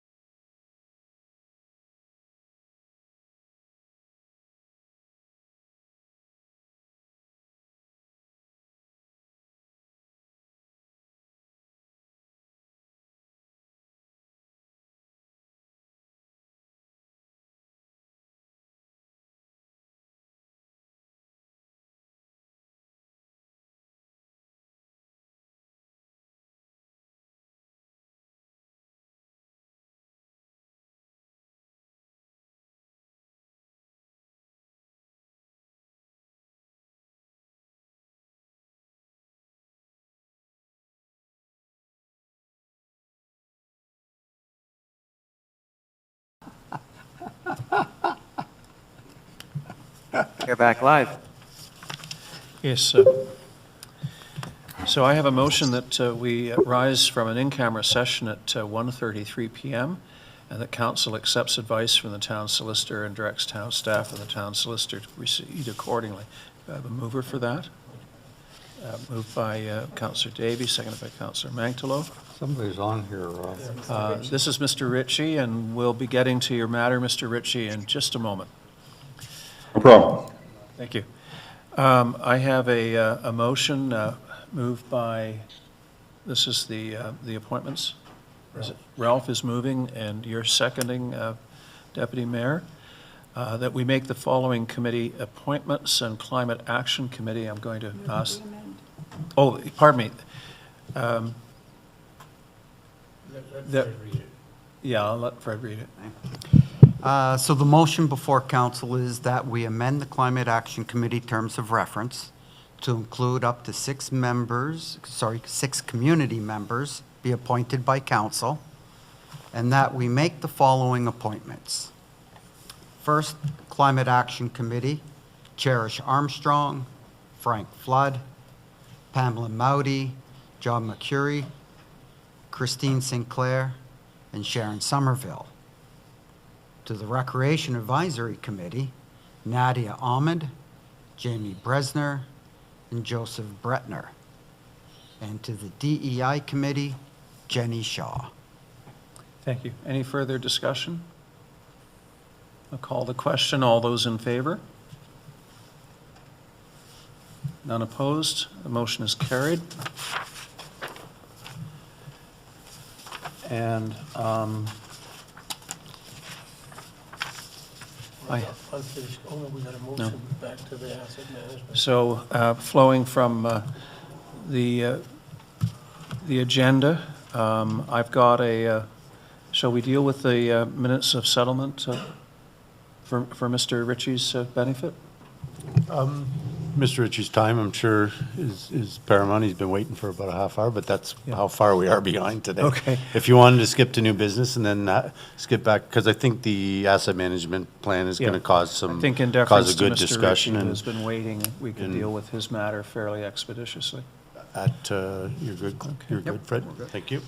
So I have a motion that council for the town of Mono is aware of the content of the minutes of settlement between the town of Mono and Robert Brett Ritchie, Tammy Lynn Ritchie, Nicholas James Ritchie, and Robert Paul Ritchie being the owners of 833-231 Fourth Line EHS for the approved installation of 1/2 a mile exercise track for their personal standard bred horses and sole personal use, and that council approves the owner's request for an extension to the project completion deadline be no later than November 30th, 2027, and that council approves the owner's request for a modification to the approved fill importation times to 7 a.m. and 5 p.m. Monday to Friday, subject to approval and permit by the Director of Public Works or designate. And lastly, that all terms and conditions of the minute of settlement require adherence inclusive of Schedule A and B. Do I have a mover for that? Councillor Mantalo, seconded by Deputy Mayor. Mr. Ritchie, do you have any comment on the motion as you've heard it? Any questions? No, I've been patiently waiting for Phil, but on a couple occasions I thought I have it, but it's the timelines that was stopping it, because I don't know all the logistics of the Phil people, but they got to guarantee drivers X number of hours a day, and it was just not feasible for them to bring it to me because of the restricted hours. So, subject to the conditions that have been agreed to, I'll call the vote. All those in favor? It's unanimous. Thank you, Mr. Ritchie. Okay, thank you.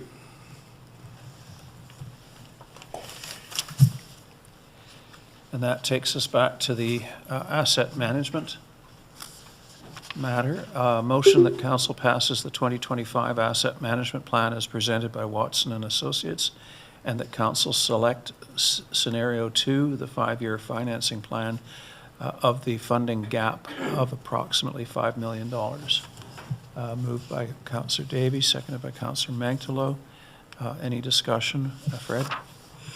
Yes, I think it was an excellent report, and I want that understood if the public's listening. However, having said that, I'm going to be voting against the motion for the simple reason that while it's a great asset management plan, it basically assumes certain levels of service that we have not examined, and I think given what our taxpayers can afford, I think we may have to drop some of those levels of service. I would mention specifically the idea of some bridges needing to be expanded to 2-lane and maybe some gravel roads being converted to asphalt-covered roads.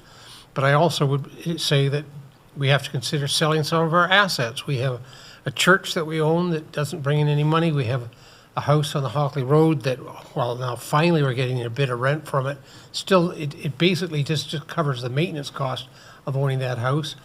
We have 5 municipal forests. I don't know if there's any land or portions of land of those forests that could be sold for a building lot. I don't know that, but I'm saying levels of service and the assets we own, possibly selling some assets we own, they have to be looked at before I will agree to an asset management plan. Thank you.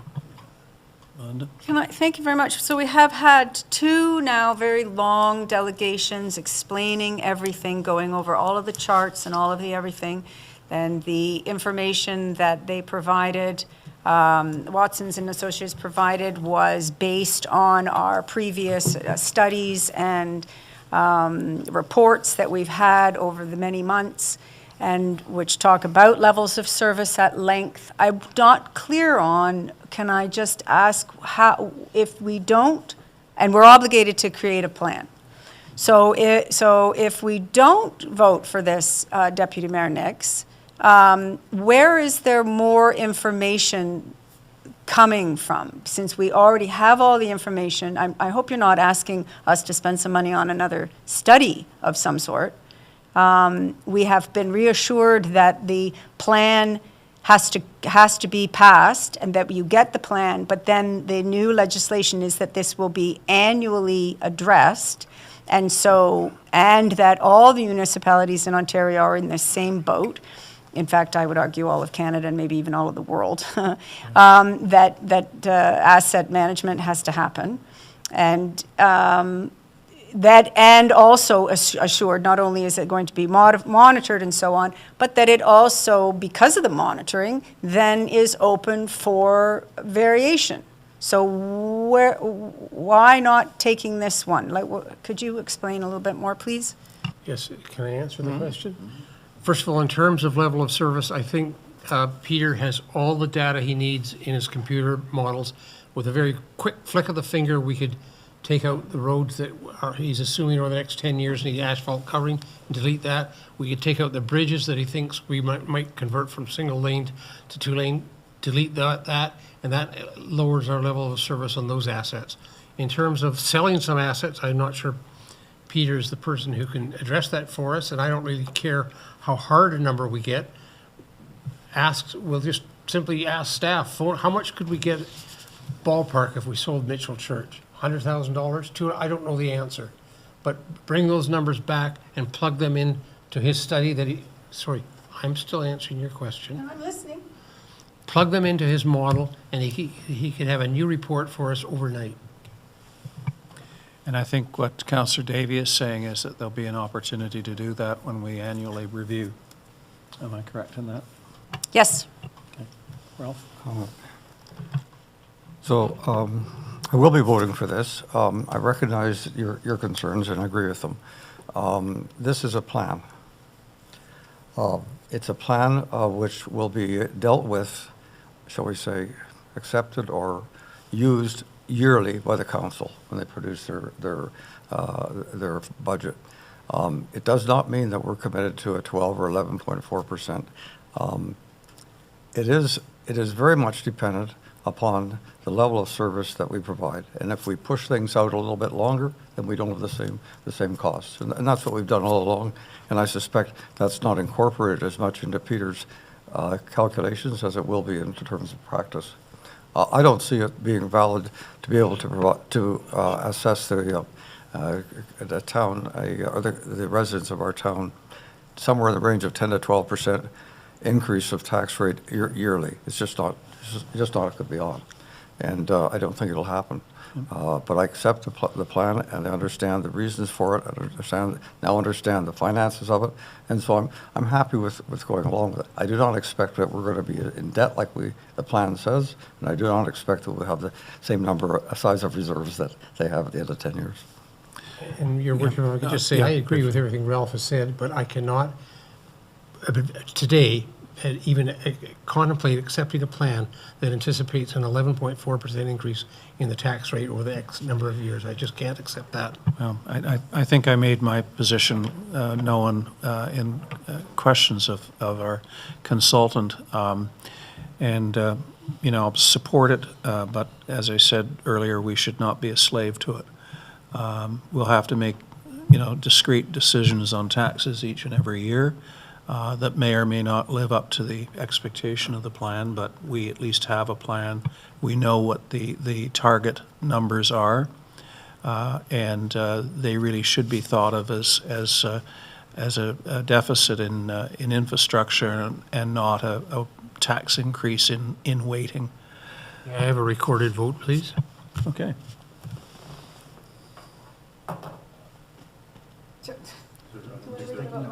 Yeah. There's a motion. Okay, yeah, we have a motion on the floor. It's been moved and seconded. Does anyone wish to hear the Actually, motion read out? I haven't read the motion, I actually. think so. Yeah. So I have a motion that we introduce and give the necessary readings to a We moved and seconded. Oh, pardon me. We did. I've already done it. Okay. It's getting. It's okay, it answers the question, Your Worship. Does anyone wish to hear the motion read before a recorded vote? Okay. Yeah. Okay. We're ready to call the vote, Your Worship? Yes. Okay, Councillor Davy. Yes. Councillor Mankalo. Yes. Deputy Mayor Nix. No. Mayor Kurlman. Yes. Okay, so the motion is carried, 3 votes to 1. Okay. Next item is wastewater rate amending rate bylaw. And Do we have any unfinished business, Your Worship? Do you want to do the list of unfinished business? Just okay, it's on the pardon me. agenda. Yes. Any issues on the list? No. Have we knocked anything off the list lately? No. Okay. Moving to wastewater rate amending bylaw. Les, do you have anything to indicate on this? Thank you, Your Worship. No, nothing further. Basically, we are in a process of a wastewater study. The goal was to have it completed this year, but with timing constraints and just the workload, we didn't get started till just recently, and it is our goal to complete it by next spring. This is an interim bylaw, and hopefully, once the rate study is completed, we'll have a representative from Watson's come before council like they did with their water rate and give a full report. Okay. Any further comments, Melinda? Thank you very much. Did we not just, so the water presentation that we had by Watson's that was a shocker was the actual asset management plan for your water, which is related to the water rate, right? Because you ultimately, right. So was that a portion? This is wastewater. Oh, right. Pardon me, never mind. That's okay. Take that back. That's okay. Well, I'm going to be the disturber of the peace here. I'm not voting for this because I think it's adding insult to injury to the residents of Fieldstone who are putting up with odors. They're looking to us for solutions. More specifically, we are looking to the developer to solve the problem. And I think to increase the rate would undermine our credibility with that community. I think we're better to wait for the full report of Watson. We're better to hopefully consider a two-rate scheme where the less water you consume means that you have a lower wastewater rate as opposed to somebody who consumes an enormous amount of water triggering obviously more use of the sewage treatment plant. So I will be opposed. Oh, yeah.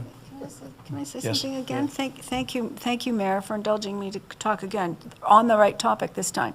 The wastewater study, is it, and we know we have this problem, we know we have a problem. Is the wastewater study even at any remote possibility that it's not going to be a very large increase in the rate?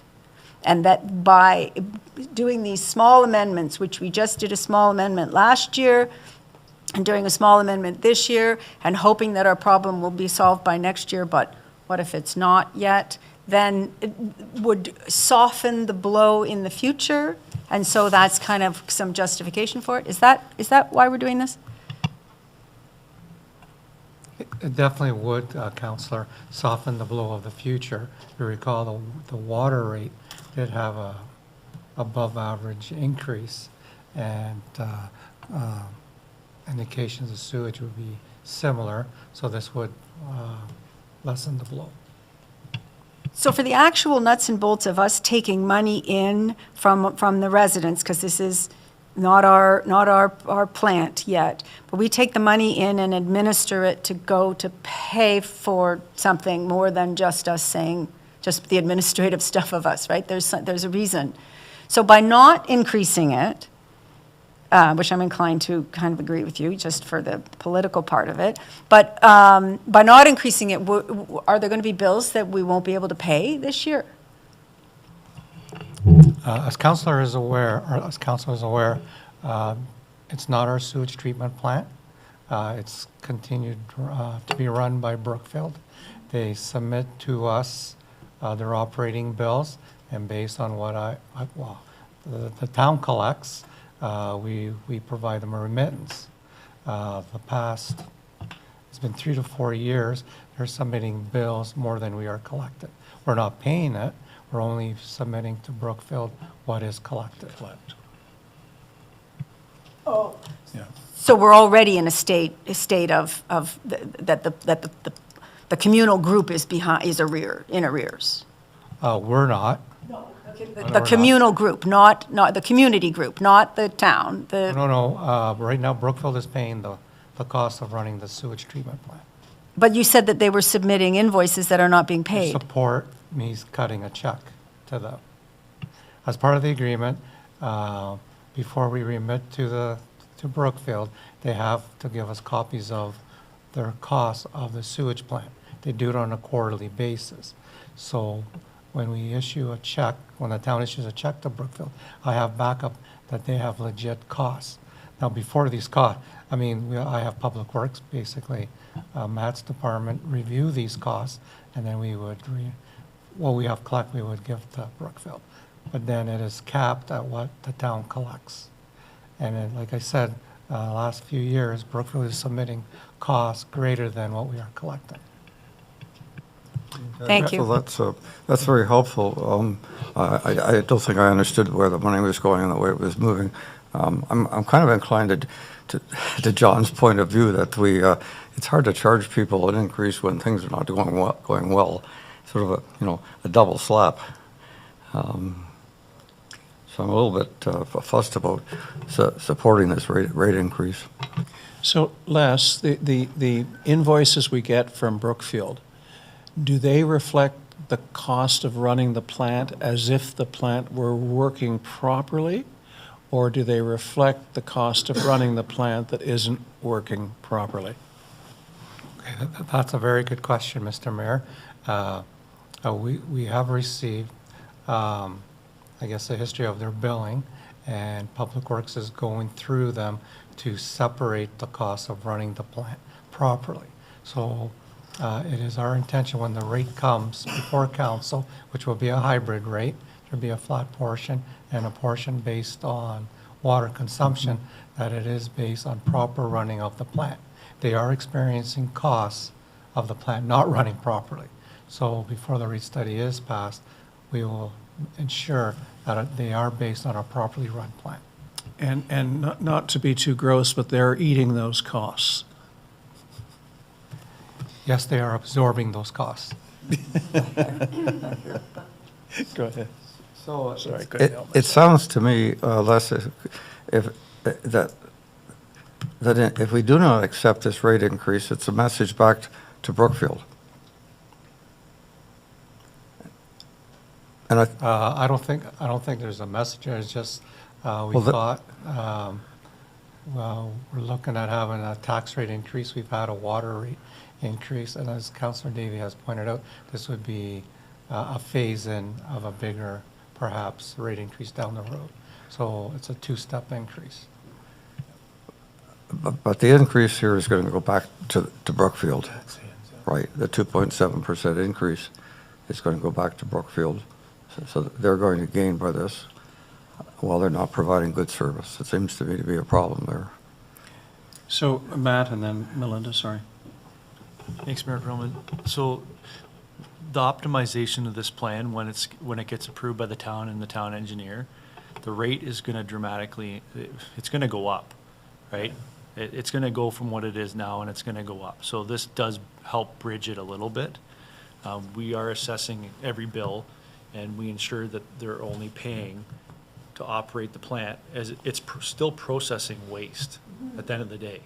There are some odors they're working on it, we're working on it with them, but when the rate study gets completed, the rates will go up. It will go up, and I've tried to say that to people in that community, in addition to the fact that if anyone ever promised you that the rates would go away altogether, they weren't telling the truth. And I'm happy to say that 2 weeks have gone by and no one has said to me, oh, we were told that there would be no rate after the town assumed our plant. So I think we're making progress in that regard. Thanks for the clarification, and I mean, it is true that if the community members are seeing the service arrive to take the waste to be treated someplace else because the plant is not optimal yet, there's a cost to that, and we're in a tricky spot here, as I think also are the community owners, right? That this is the builder is working diligently, but there are risks that you know. I don't know what message who we're saying, except that we're in solidarity with some people but they are, Matt's right, they are still receiving a service that cost has to have gone up, as all costs, right? There's a truck that comes and a service person. But to be clear, who's paying for the truck to take sewage off the site? So sludge removal is part of the normal operation if the plant was working perfectly. That's part of the process. They will continue to see a truck pulling sludge out of that plant. Maybe not as many trucks? Maybe not as many. I Okay. can't specify exactly how many per day or per week it will be coming out of there, but it is part of a normal process of We'll that have- type of plant. We'll have, and I understand we're getting better control over the hours that the haulage is going on. Yeah, we're working with them to get the schedule. We work with them to get the schedule sorted out, so they're typically hauling between around 10 o'clock in the morning and in the evening, and then. But not at a time when everybody's in their driveway getting into their car. Yeah. Okay. Les? Just let council know, there's two parts to this flat rate that the residents in Fieldstone get billed. There's a operating portion and a fixed portion, and it's only the operating portion that I remit. The fixed portion has been accumulating in our reserves. So out of that 115, approximately 20% the town retains as our own reserve. And Yes. that was part of the agreement. So with this increase, we're also continuing to build up our reserve. Okay. So, Mike, and then we'll call for. Your worship, if I could just take an opportunity here, and I've done this before, to define sludge. Sludge is wipes that do not process, tampon applicators, pencils, erasers, the amount of things that go down the drain. Residents can help preserve and limit the trucks by watching what they flush. We have information on our website that will help you guide you through this. And this is not a Fieldstone-only statement. This is every private rural subdivision or septic owner in all of Mono, so that would just take advantage of that opportunity there. Thank you. Can I ask one question? Yeah, go ahead. This is related, but when we discussed the plant before, there was someone made the comment that one of the reasons we're having trouble is a lot of the homes in Fieldstone have more than one, they have several occupants in that house. Now, someone made that comment. I don't know who, and I don't know if it's true. But the reason I ask it is, at the last county meeting, we had the building inspector talking about various provincial plans to allow more people to live in one house, but you need permits, and I asked her whether we have any knowledge, or the county building department, about multiple families living in those homes. She does have no knowledge about that. Do we know if that was just some off-the-cuff comment made at the last meeting, or do we have evidence that that is true, as to one of the problems with that plant? So we've been monitoring the flows going into the plant, and there definitely is more than what the average, what the engineering design process would be to generate that.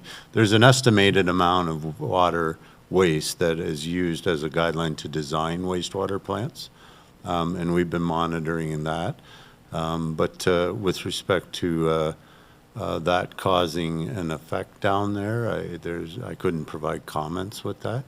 If you're asking me, do I think more people are living in houses around the world, I would think that yes, that occupancies are starting to drive up, based purely on vehicles and driveways. Do we as a municipality have any obligation to think of any enforcement actions? I hope we don't, but. No, I don't think we can say how many brothers and sisters are living together and family members, and that, I think there becomes a potential, the building department, in my opinion, would have some fire code concerns, but But yeah. it's complaint driven, so not only do you have fire separation as an issue, but you also have a requirement now for a separate HVAC system for basement apartments, as example. And I can guarantee you, that's probably totally ignored. Okay, then Can I ask clarification of what you just said, what you just said, Mike? Did you say that we've been monitoring how much effluent, not effluent, right? It goes, is it in? The in. We've been monitoring the in and the out, but the out gets taken more. Anyway, you've been monitoring the in, and it is more than what the plant was designed for? Is that what you said? No, it's more than what the estimated design of a normal household production of wastewater would be. Oh, one of yours, So- more than the average number, So kind of. depending upon the size of the house, the amount of the amount of washrooms within the facility, there's a cubic meters of water, that's an estimated amount that a typical household would generate. Right. And the cumulative average for that subdivision is somewhat higher. It could be rainwater, though. Could be, we've tested the leakage of the system. There could be homes that have hitched their sump pumps into their sewage line because they don't want to see it, which is illegal by our wastewater bylaw, but some homes put their sump pumps into sewage lines, so that there's extra water being placed. And it's not just about multi-generational homes and multi-family homes. It's the use, and Could be teenagers. and the system as sized, when it is producing and functioning properly, is appropriate to handle the waste from that subdivision. And we've only had the odd max peak day where they've gone over, which is generated normally around seasonal melts and rains. And so the plant is appropriately sized. But houses are generating more than what we would have designed it to, plus our contingencies that the town of Mono always puts into our design standards. Okay. So there's a motion on the floor. I'll call the vote. Oh, sorry. No, motion has not been moved or seconded yet, Your Worship. We just started talking about it right out of the gate. Yeah, okay, I was keen. And now I'm keen to find the motion. Ah, yes. That we introduce and give the necessary readings to a bylaw to amend bylaw 2014-36, being a bylaw to establish wastewater service rates, that it be signed by the mayor and clerk for the town of Mono, sealed and engrossed in the bylaw book. All those in, moved by Magdalo, seconded by Councillor Davy. All those in favor? Those opposed? Motion is carried. Now you know what it feels like. I'm not going to call for a recorded vote because the whole council meeting is recorded. Okay. Property tax write-offs. Yes, property tax write-offs. This is a fairly straightforward annual report. Any questions of Les? Go ahead. And I know probably I've asked this before. I understand the properties we've got on this list, although I wasn't quite sure where the SLFS is. Is that the municipal dump? Okay. What I didn't understand is why don't we have things like the Hockley House and the Mitchell Church on this list? Because on the roll, they're already under municipal ownership. They're what? On the roll, we Yeah. are the owners. Whereas on, like, all these properties, another entity owns the property, but we have municipal interest in them. So the Hockley House, the town of Mono owns it, so we're tax exempt. Well, isn't that the same is true of the municipal garbage dump? We own that piece of property. Okay, that's a good point. It's an exception to the rule. The landfill site is considered commercial operations, even though ours is not operating. It still is on the roll for taxable, because what happens is we're supposed to remit a portion of that tax to the county and school board as a payment in lieu. By council writing this off, we don't have to make that remittance. Ralph? Les, there's some division into two of Menora Park. What does that involve? Two parts under the Conservation Authority? One's $1 million and one's $2 million. I know there's the hall, and then there's a picnic shelter there as well. Sorry, didn't hear you. There's the hall and a picnic shelter, two separate buildings. Okay. $205,000 for the picnic shelter? There's only $50 worth of lumber in that building. No, they're very expensive these days. Anything further before I call the vote? Yeah, there's a washroom out by there. Yeah. Kim's, there's also a gazebo, so there's more than There's one. There's the outbuildings. gazebo, there's the bathrooms, and the picnic shelter. Oh, yeah. The So that's- washroom's worth $205,000, yeah. Okay. All right, it's a write-off. Anyway, those in favor? Motion's carried. Your Worship, my Yes. apologies. I did not catch who moved and seconded that motion. I think it was Ralph and Melinda. Ralph, Melinda.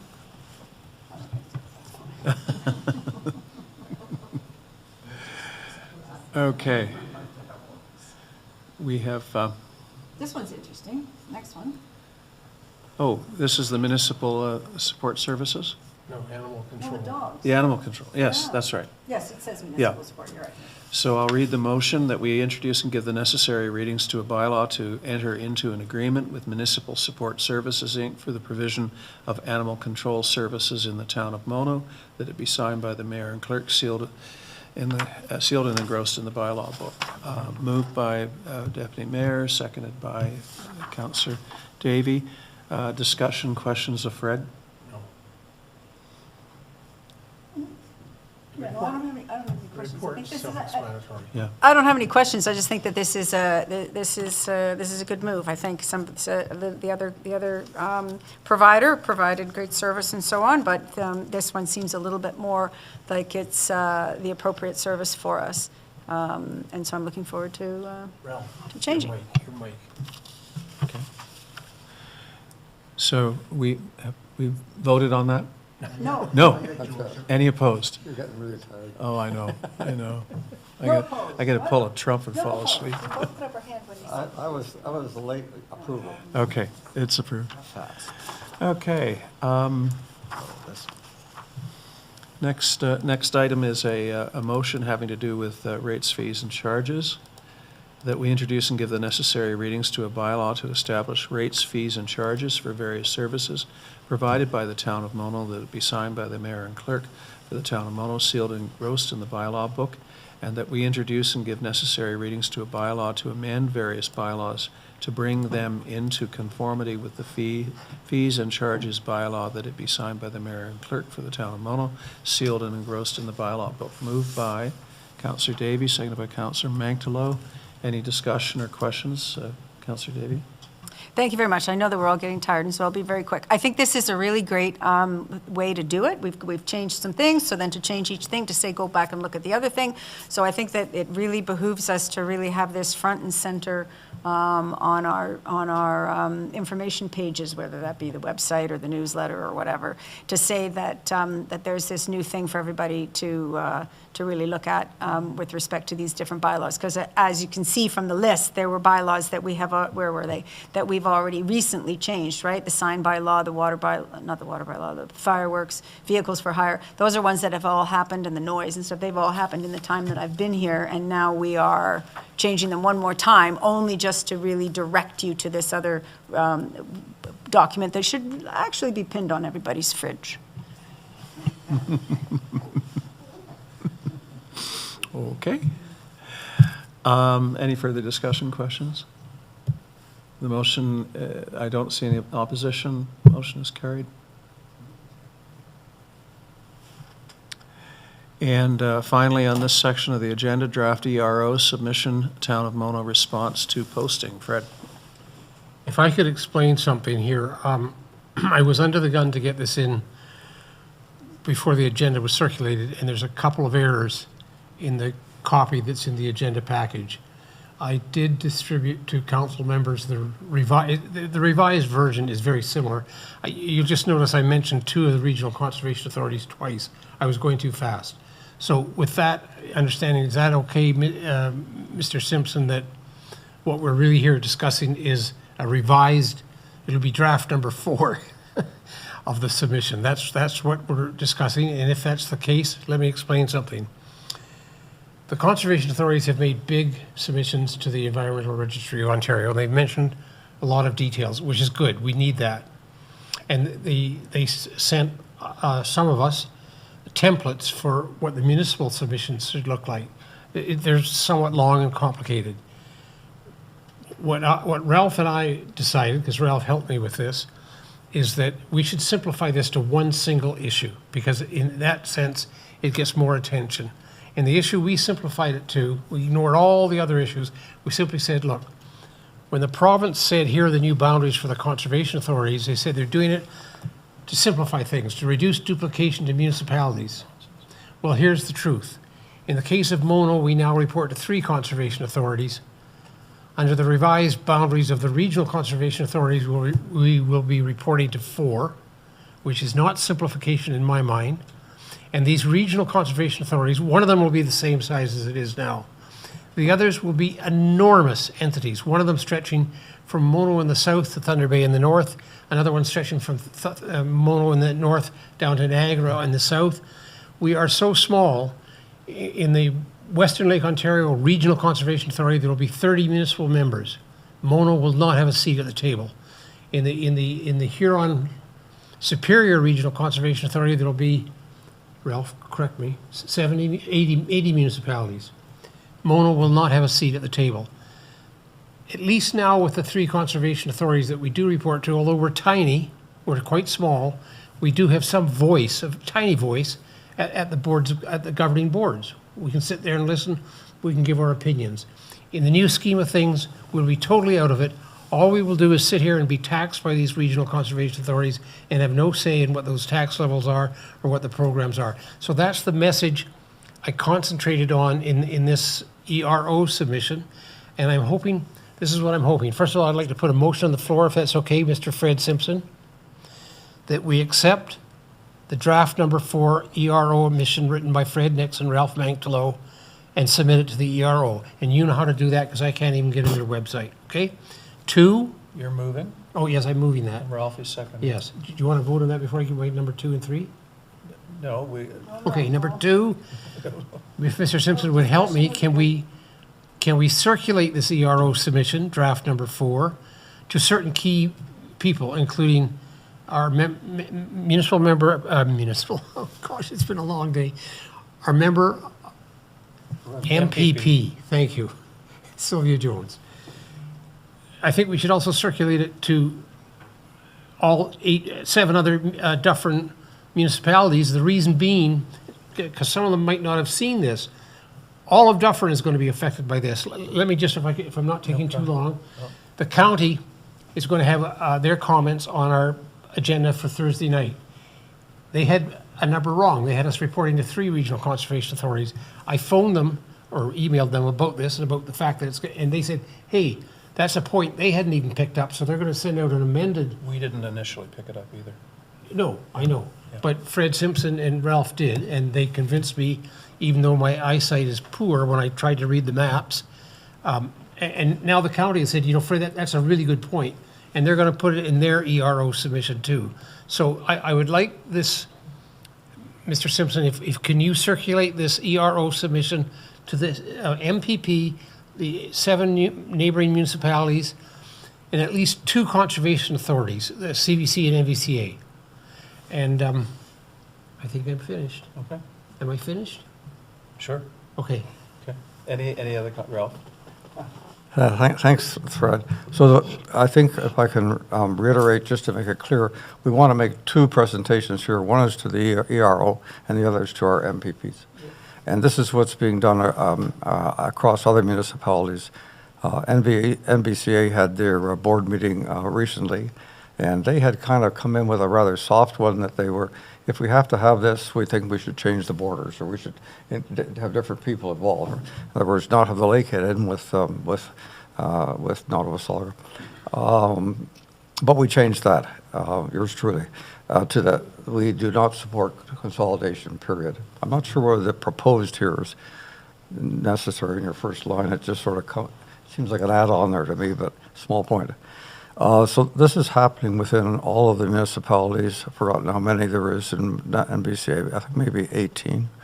And the recommendation is very strong that we go beyond the EROs and go to our MPPs, particularly in this area because we have a very powerful MPP. Yes. Well, she's the deputy prime minister, deputy. Sorry?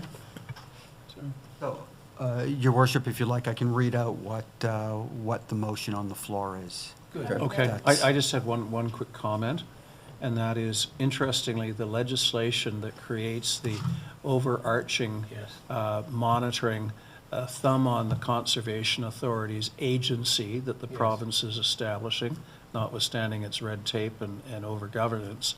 That bill has already passed and been given royal assent, and there was no ERO opportunity on that bill. There is a standalone ER opportunity, or opportunity for comment on the boundary adjustments. That was the comment that I was going to make, that this has already been decided and done, has it not? agency, not Just- boundaries. The provincial agency, they forgot, like they have forgotten so many pieces of legislation, did not make it to the registry. And if I can add to that, there's 2 parts to this. One is the creation of regional conservation authorities, and there are, what is it, 7? Yes. Out of 35. And the other part is to create an overarching agency which controls and monitors and provides permitting, et cetera. And that one is called the agency. So the agency is the top top-down, and underneath this, we have 7 no longer current conservation authorities, they're called regional conservation authorities. And we're objecting to the development of a regional conservation authority because we don't think that it's efficient. It doesn't allow local input. We have people here in Nottawasaga who tend to know I had a guy come to my place and he knew of Bailey Creek. It's a little tiny creek at the end of Nottawasaga, but we have local knowledge there, which is beneficial, I think, to the town. And just on your first point, oh, I'm sorry, Melinda, although it's not in our submission on this provincial agency that'll sit over the 7 regional ones, guess who's going to pay for it? We are. They're going to build the 7 regional conservation authorities who are going to increase the cost in their levy, and we are going to pay for it, and it's our taxpayer that'll pay for this provincial agency. Okay. Just to, we already pay for it. I mean, there is only the taxpayer. There's either the taxpayer or you get a higher. Creating a new entity that we're now paying for. Well, right, but I mean, sure, let's send because you feel strongly about this and lots of people feel strongly about it, but they've already done it. And we have complained in the past, I thought, at this table, that we would like some consistency between the conservation authorities. There's no particular reason to think that all of a sudden the government that we have is going to not make any mistakes, but I don't see, with respect to who's paying for it, we're already paying for it, and as I say, we haven't liked how much we've been paying before, saying that the provincial government, at least at least they're not selling it to some private entity. It still is staying within the government, which is us, right? It's still us. The issue about paying for it is if the province pays for it, they pay for it largely through the income tax and other taxes. If we pay for it as a municipality, it's based on the property tax. And there's more and more things that are being paid for with the property tax, which tends to be a regressive tax. One more comment. Just to make it as clear as I can, the legislation has not been approved for the regional conservation authorities. It hasn't? Okay. No. Oh, I thought it would. Just the No, overarching. just for the agency. Okay. And the agency is approved and it went through quickly, With all that, yeah, you don't just get like that. exactly. Yeah. But the regional conservation authorities have not been approved. So there's 2 possibilities. One is that they abandon them completely, and this is what we would hope for, and that's why we're saying that we don't support it. And the second is that they have some boundary changes, like the conservation authorities that are amalgamated into ours, the so-called Huron Georgian Bay. It's kind of ridiculous because they're so different. But in fact, we think the whole thing should be scrapped. Is there any precedent for this?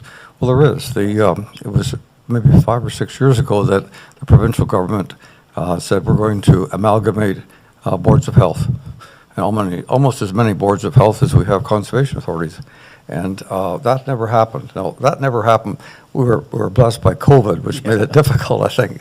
So, and they've come back very, very, very soft on this now, and have asked us if we'd like to suggest that we might join with somebody else. So maybe they'll mandate some things. But so it's possible to slow these things down if there's enough anger about it.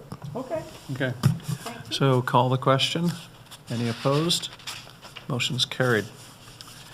And that brings us to the main event, the final budget 2026. And what I'm going to do is read the motion adopting, and then if anyone has any changes, they can be considered amendments. Is everybody agreeable with that?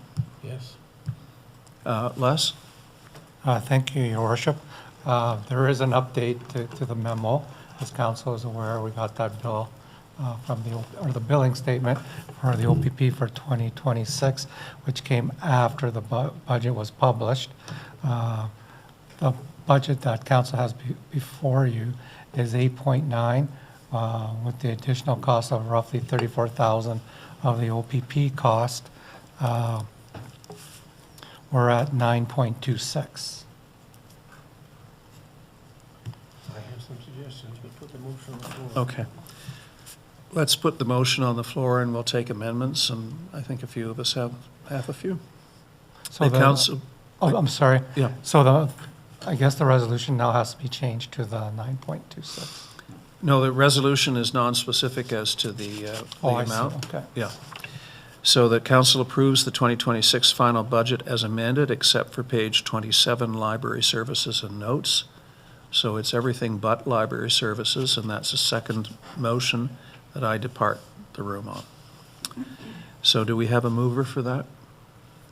Fred Nix moves, seconded by Councillor Mantalo. Any amendments? Fred? I don't have the exact numbers. The OPP billing came in on Friday, and it was $34,000 more than our budget. I'm going to suggest that the $96,000 for the, I was going to say Frank Lloyd Park, the Purple Hill Park be reduced to whatever 96,000 minus 34,000 is. And that, okay, did you follow that, Les? That's just a suggestion. Don't do it yet. In other words, I want to get back down to the 8.9%. By the way, Les, it's 8.94%, which when we gave you instructions to come back with an approximately 8% increase, Les, Now, anyway. My memory's not good, Deputy Mayor, but I recall the CAO having final remarks at the budget discussion that will come back with some flexibility. I didn't quite hear all of that, but I'll go with it. But anyway, my suggestion for an amendment is we have to add the OPP 34,000, and we reduce the amount going into reserves for the Purple Hill Park by the same amount, so that we get back to the 8.94%. And I'll second that motion. Discussion? Ralph? So I'm interested in this issue of the reserve for the Purple Hill. There's been a fair bit of discussion about this and the need for some more community engagement, et cetera, and what should be done and the quality of the present equipment. So I'm reluctant to put any reserves in at all, and I'd go further, Fred, and take the 96,000 out. When we talked about this, I think I mentioned a number was asked for, and I mentioned 7.5 or 8. And Mike sort of softened that a little bit, and it's up a bit. That's fine with me. But I'd like to see it come back down into the 8 figure, and I think we'd be around 8.4 if we remove that 96,000 that was slated for reserves for Purple Hill. Well, we do have a motion on the floor, and I think your amendment would be unfriendly, but... No, as the mover of the original motion, I'll consider that a friendly amendment. Well, and then you muddy the water. If we're going to have an amendment that has a whole bunch of different things in it, and we're going to go here line by line yet again down something, Well, did we that's not up to hear? council. I know, so, but then you're going to muddy the water so that, unless, of course, the three of you are all just going to vote one way, right? Which, so I think if you want to, no, if you want to do amendments to this as opposed to accepting it, because we already have a motion in our, that was circulated in our email to say, let's just accept it the way it is. So if we're going to go line by line, I think then that the things need to be kept separate, so that if you're going to do one motion on that, we move that 34 from the 34 and whatever, but balance that out, that's different than saying, let's disregard our complete meeting that we met this morning with respect to asset management and not put money into reserves for yet another year on something that we know is getting older and blah, blah, blah, blah, And blah. Les, can you confirm the amount we already have in reserves for that park? Well, at the moment, we have 104. Which is a fairly healthy contribution to refurbishment of So that the park. rationale to put it up to 96,000 was so when council comes back next year's budget, 50,000 is left versus 146, which we first came in with this year. So we're slowly chipping away, paying for that playground equipment. So, And it may be May I an make a easier suggestion? budget. Let's stick with the original motion, with 34, 96 minus 34. And then if Ralph wants to put a motion on the floor that furthers it, we can do that as a separate vote. okay, I'm fine with that, folks.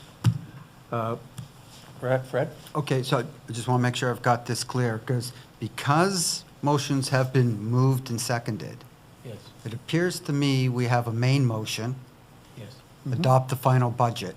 Correct. We have an amendment to the main motion, yes. which is to reduce the Purple Hill Park Reserve by 34,000. Yes. Yes, to offset Okay? the... So we can have one more amending motion But you can only have a max of 2 amending motions to a main motion. Oh, Didn't I make that? I don't know, we have not had a third motion moved and seconded. Okay. you made the suggestion. Right, we've had a suggestion that we might. I like to make suggestions first. So I'll make that motion then.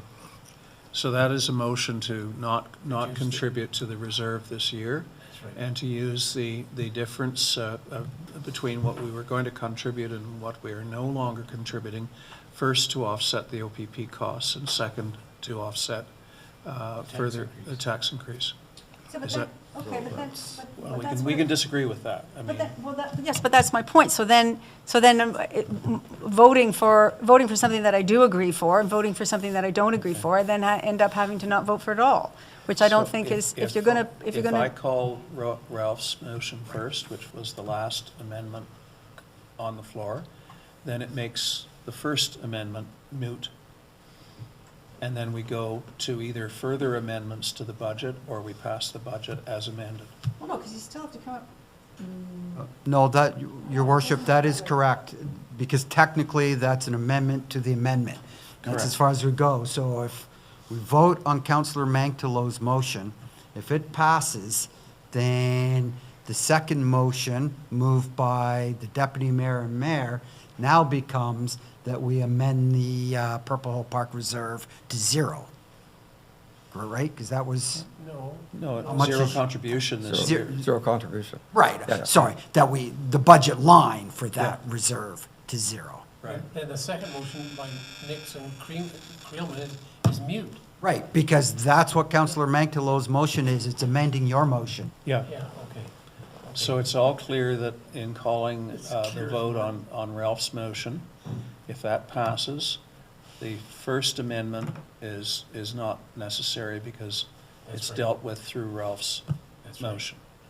Well, technically, it should still be voted on because your motion just got changed from reducing Okay, it we can to do a that. 34,000 contribution, Is there- to reducing it to a 0 contribution. Is there any further I know, discussion it's- on this?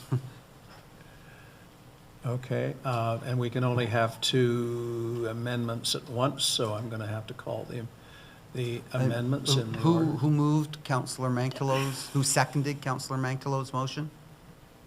Can I second both? I'll second it. Yes. Okay. Deputy Mayor is going to second the, So, on the, Can we record the vote on these Absolutely. All fancy of dancy these- amended things? no, so, are you calling for a recorded vote? I am calling for. Yes, please. Okay, just give so me this a is on Councillor Mangtelo's amendment to the amendment.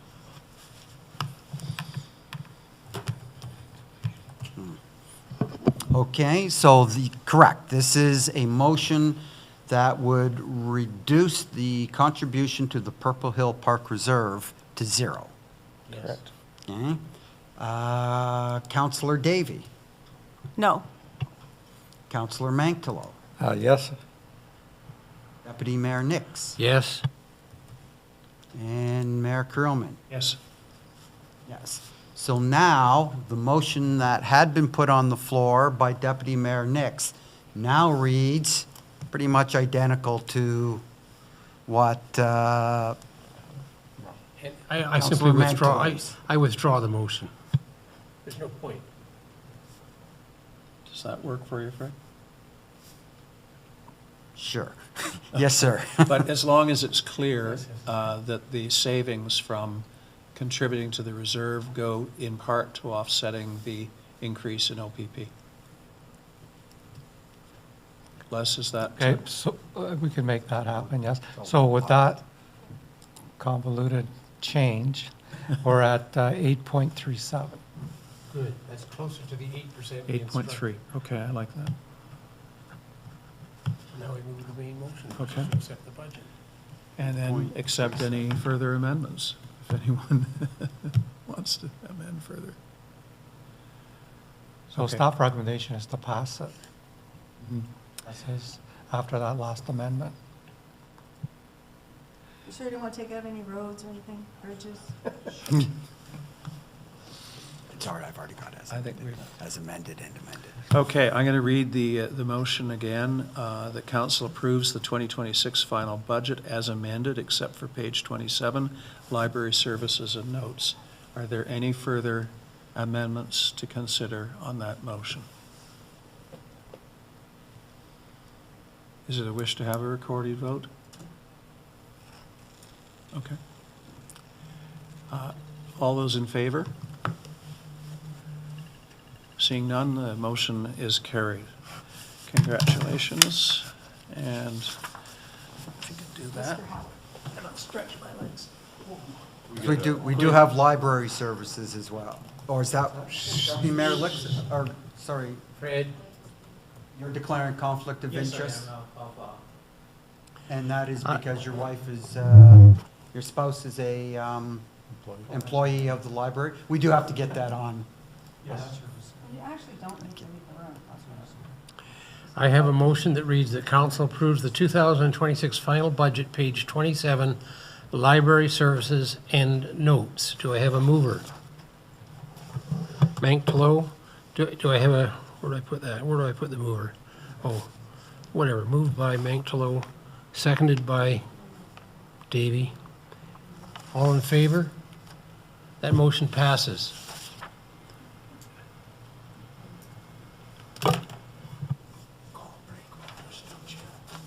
Call a break while you're still chair. Just go watch me. Mike wants a break. Well, Mike wants a break. 5 minutes. 5-minute break. Are you having any problem with your internet? 2:30. Thank you. Hold it, don't we have to declare a second meeting? Was this as I've been off a amended? couple of times now. Was that one as amended? No, it doesn't have, page 27 doesn't have to be Oh, amended. right, it's just page 27. Yeah, all right, I see. Okay, 5 minutes?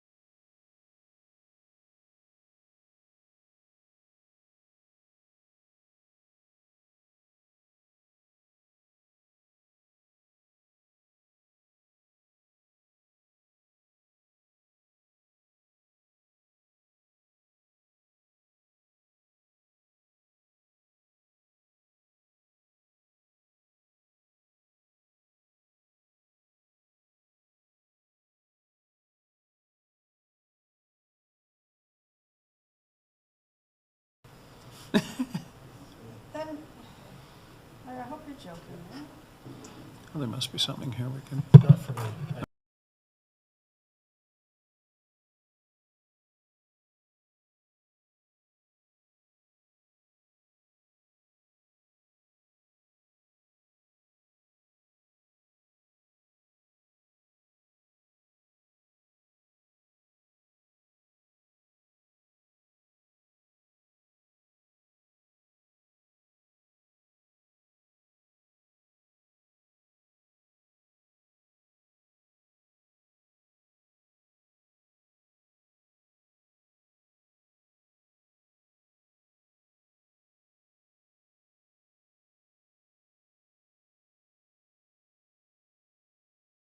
We accept Schedule A to this agenda. Mover to that, Deputy Mayor moves, seconded by Councillor Manctilo. Discussion of items on Schedule A. Fred has none. Ralph? I have one, Your Honor, and it's number 11, and I've lost my agenda right now, but I can speak to it. It's about home invasions, and this is a request that we have come down harder on people who are doing home invasions. So what has happened, particularly in Metro Toronto, is interesting and disturbing. There are more home invasions now than there used to be. And it used to be that a home invasion, when I had my house was invaded, I was away on holidays.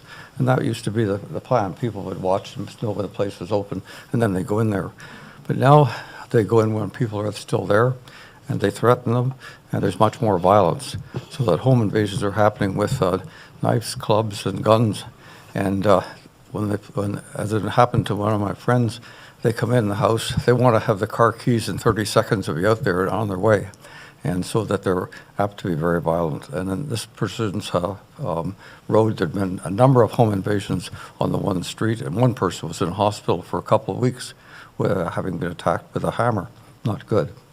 So things are changing a little bit, and I think that it's worth us making it more, shall we say, difficult for thieves to invade a house and get away with it. So I'd like to support this, Mr. Simpson, and I hope that this happens to other municipalities. I noticed this has been circulated to all municipalities in Ontario, as well as to the feds and the province, and I think that's very appropriate. This isn't just in Toronto. We've had them in Mono. And this is one of the reasons why the delegation this morning of saying, we talked about road safety, but, you know, police presence is important. If there's a cop who's, you know, doing radar sitting out on the street, you're not as liable to, you wouldn't think you'd be as liable to burst into somebody's house. So I have a couple of comments, and I understand exactly where this motion is coming from. I've presided over bail hearings involving people alleged to have invaded homes with people in them. But this kind of resolution, unfortunately, neglects a few things. It's very similar to the stand your ground. In fact, they call it castle law type provisions. In other words, somebody can use force to protect themselves in their home. In the States, they call it stand your ground laws. I don't know how I feel about that, but there is nothing stopping the province right now from opposing bail to anyone who is alleged to have broken into a home under these circumstances. There is nothing stopping the province from appealing a bail release of such individuals, and we have no idea whether they're doing so or not in either instance. There's nothing stopping the criminal code from being changed to make this what they call a reverse onus, where your right to bail is you still have a right to fair bail, reasonable bail under the Constitution, but it is not a slam dunk release scenario. So having said all of that, I have no problem in supporting Ralph's motion, but I wish the province would own up to its responsibility in terms of how it prosecutes these charges. Can you elaborate a little bit on castle law? I've never heard the expression castle law, but in the way I read it here from the context, it's not dissimilar to the stand your ground laws in the States, which basically say you can shoot somebody if they break into your house. Which I have to say, when I read this, I'm not of that ilk, and so I have difficulty. I think that it's happening, and I think that there need to be stronger penalties, and I think there needs to be more of a police presence in a community, so that, you know, go to the next community kind of attitude. But I have that bothers me that it's there as a because I don't want that here. That isn't an eye for an eye is not my premise or principle. I agree with, Oh, go ahead. I'm for all of doing everything in here, but if that's the interpretation of council law style provisions, quite frankly, that really worries me. My home is my castle. I think that's the origin of that. Yeah, I think so. I think the idea is that you want to make it less desirable to invade somebody's home. I'm very much with you. I have a rifle. I would not bring it if somebody invaded, because I'd be inviting myself to be shot probably, just to be smart. Very dangerous. But yeah, I understand where you're coming from. Do you have any reconsideration of supporting this motion? No. Okay.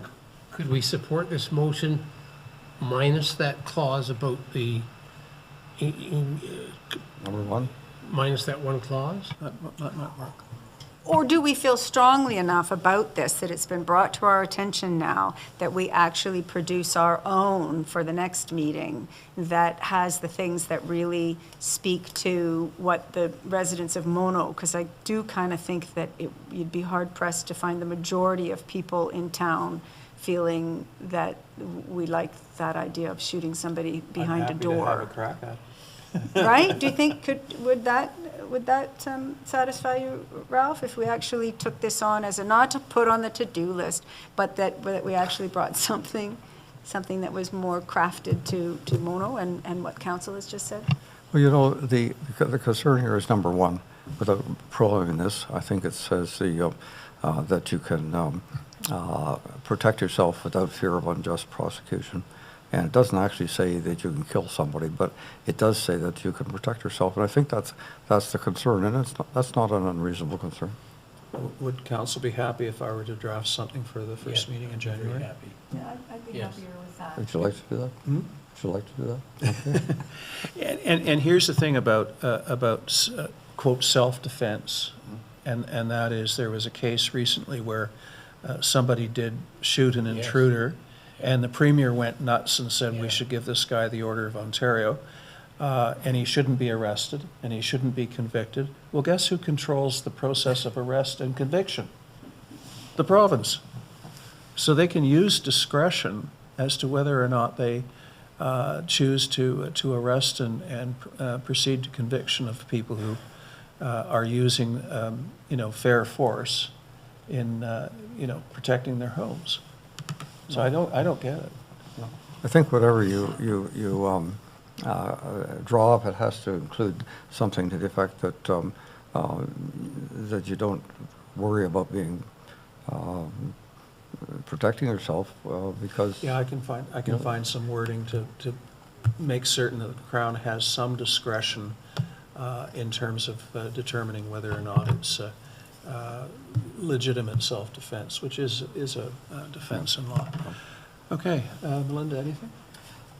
Well, just, yes, nothing that I wanted to endorse or anything, but just the item on the Island Lake Drinking Water Arsenic Reduction one, and the one, so that's number 9, and then also number 10, just to draw the public's attention that we have been talking about these things at great length, and that here's more documentation for people to get themselves better educated on it. We have had a number of residents over the last little while who have very, very strong feelings about things, but not so much facts. And so it would really be nice if the residents could, because that's the only way we know about things is to read them. So just drawing attention to those items. Okay. Anything else, folks? Okay. Moving to reports of members of council and staff, can I suggest, given the lateness of the hour, that we commit any thoughts to each other on, by way of email? We can do this very fast. Well, I don't know what the staff wants to do, but I can do it fast if you It'll can be do it fast. old by next year. Okay, let's take a run at it. Melinda, do you have anything? All the committees are going along great, and everybody's getting ready for the holidays, and we'll see you in January. Okay, thank you. Ralph? Oh, we had a very nice, I'd say, lunch for the Pollinator Garden volunteers. I'm very appreciative that our CIO, Mike, came and made a little speech. We did collect actually over 100 pounds of food for the food bank. And there was a great vibe in the room, I think. And one of the things that we had a very informal meeting about what are the things we're going to do next year, and how can we recognize the fact that we've just done 10 years. It's a decade, which has gone, I think, very, very well. And so there's a lot of interest in doing various things, building and other projects, et cetera, back to the land, indigenous movement, et cetera. So that went very well. I attended on December the 3rd a meeting which was called The Future of Care, and it was for frontline managers and directors. So it was talking about care in Dufferin County and North Caledon, and it was very interesting. It was, it's not an established, I may be a bit off here, but it's not an established group, but it's a group that's in evolution. And one of the focuses is going to be a hub, which is going to be in the Edelbrecht Center.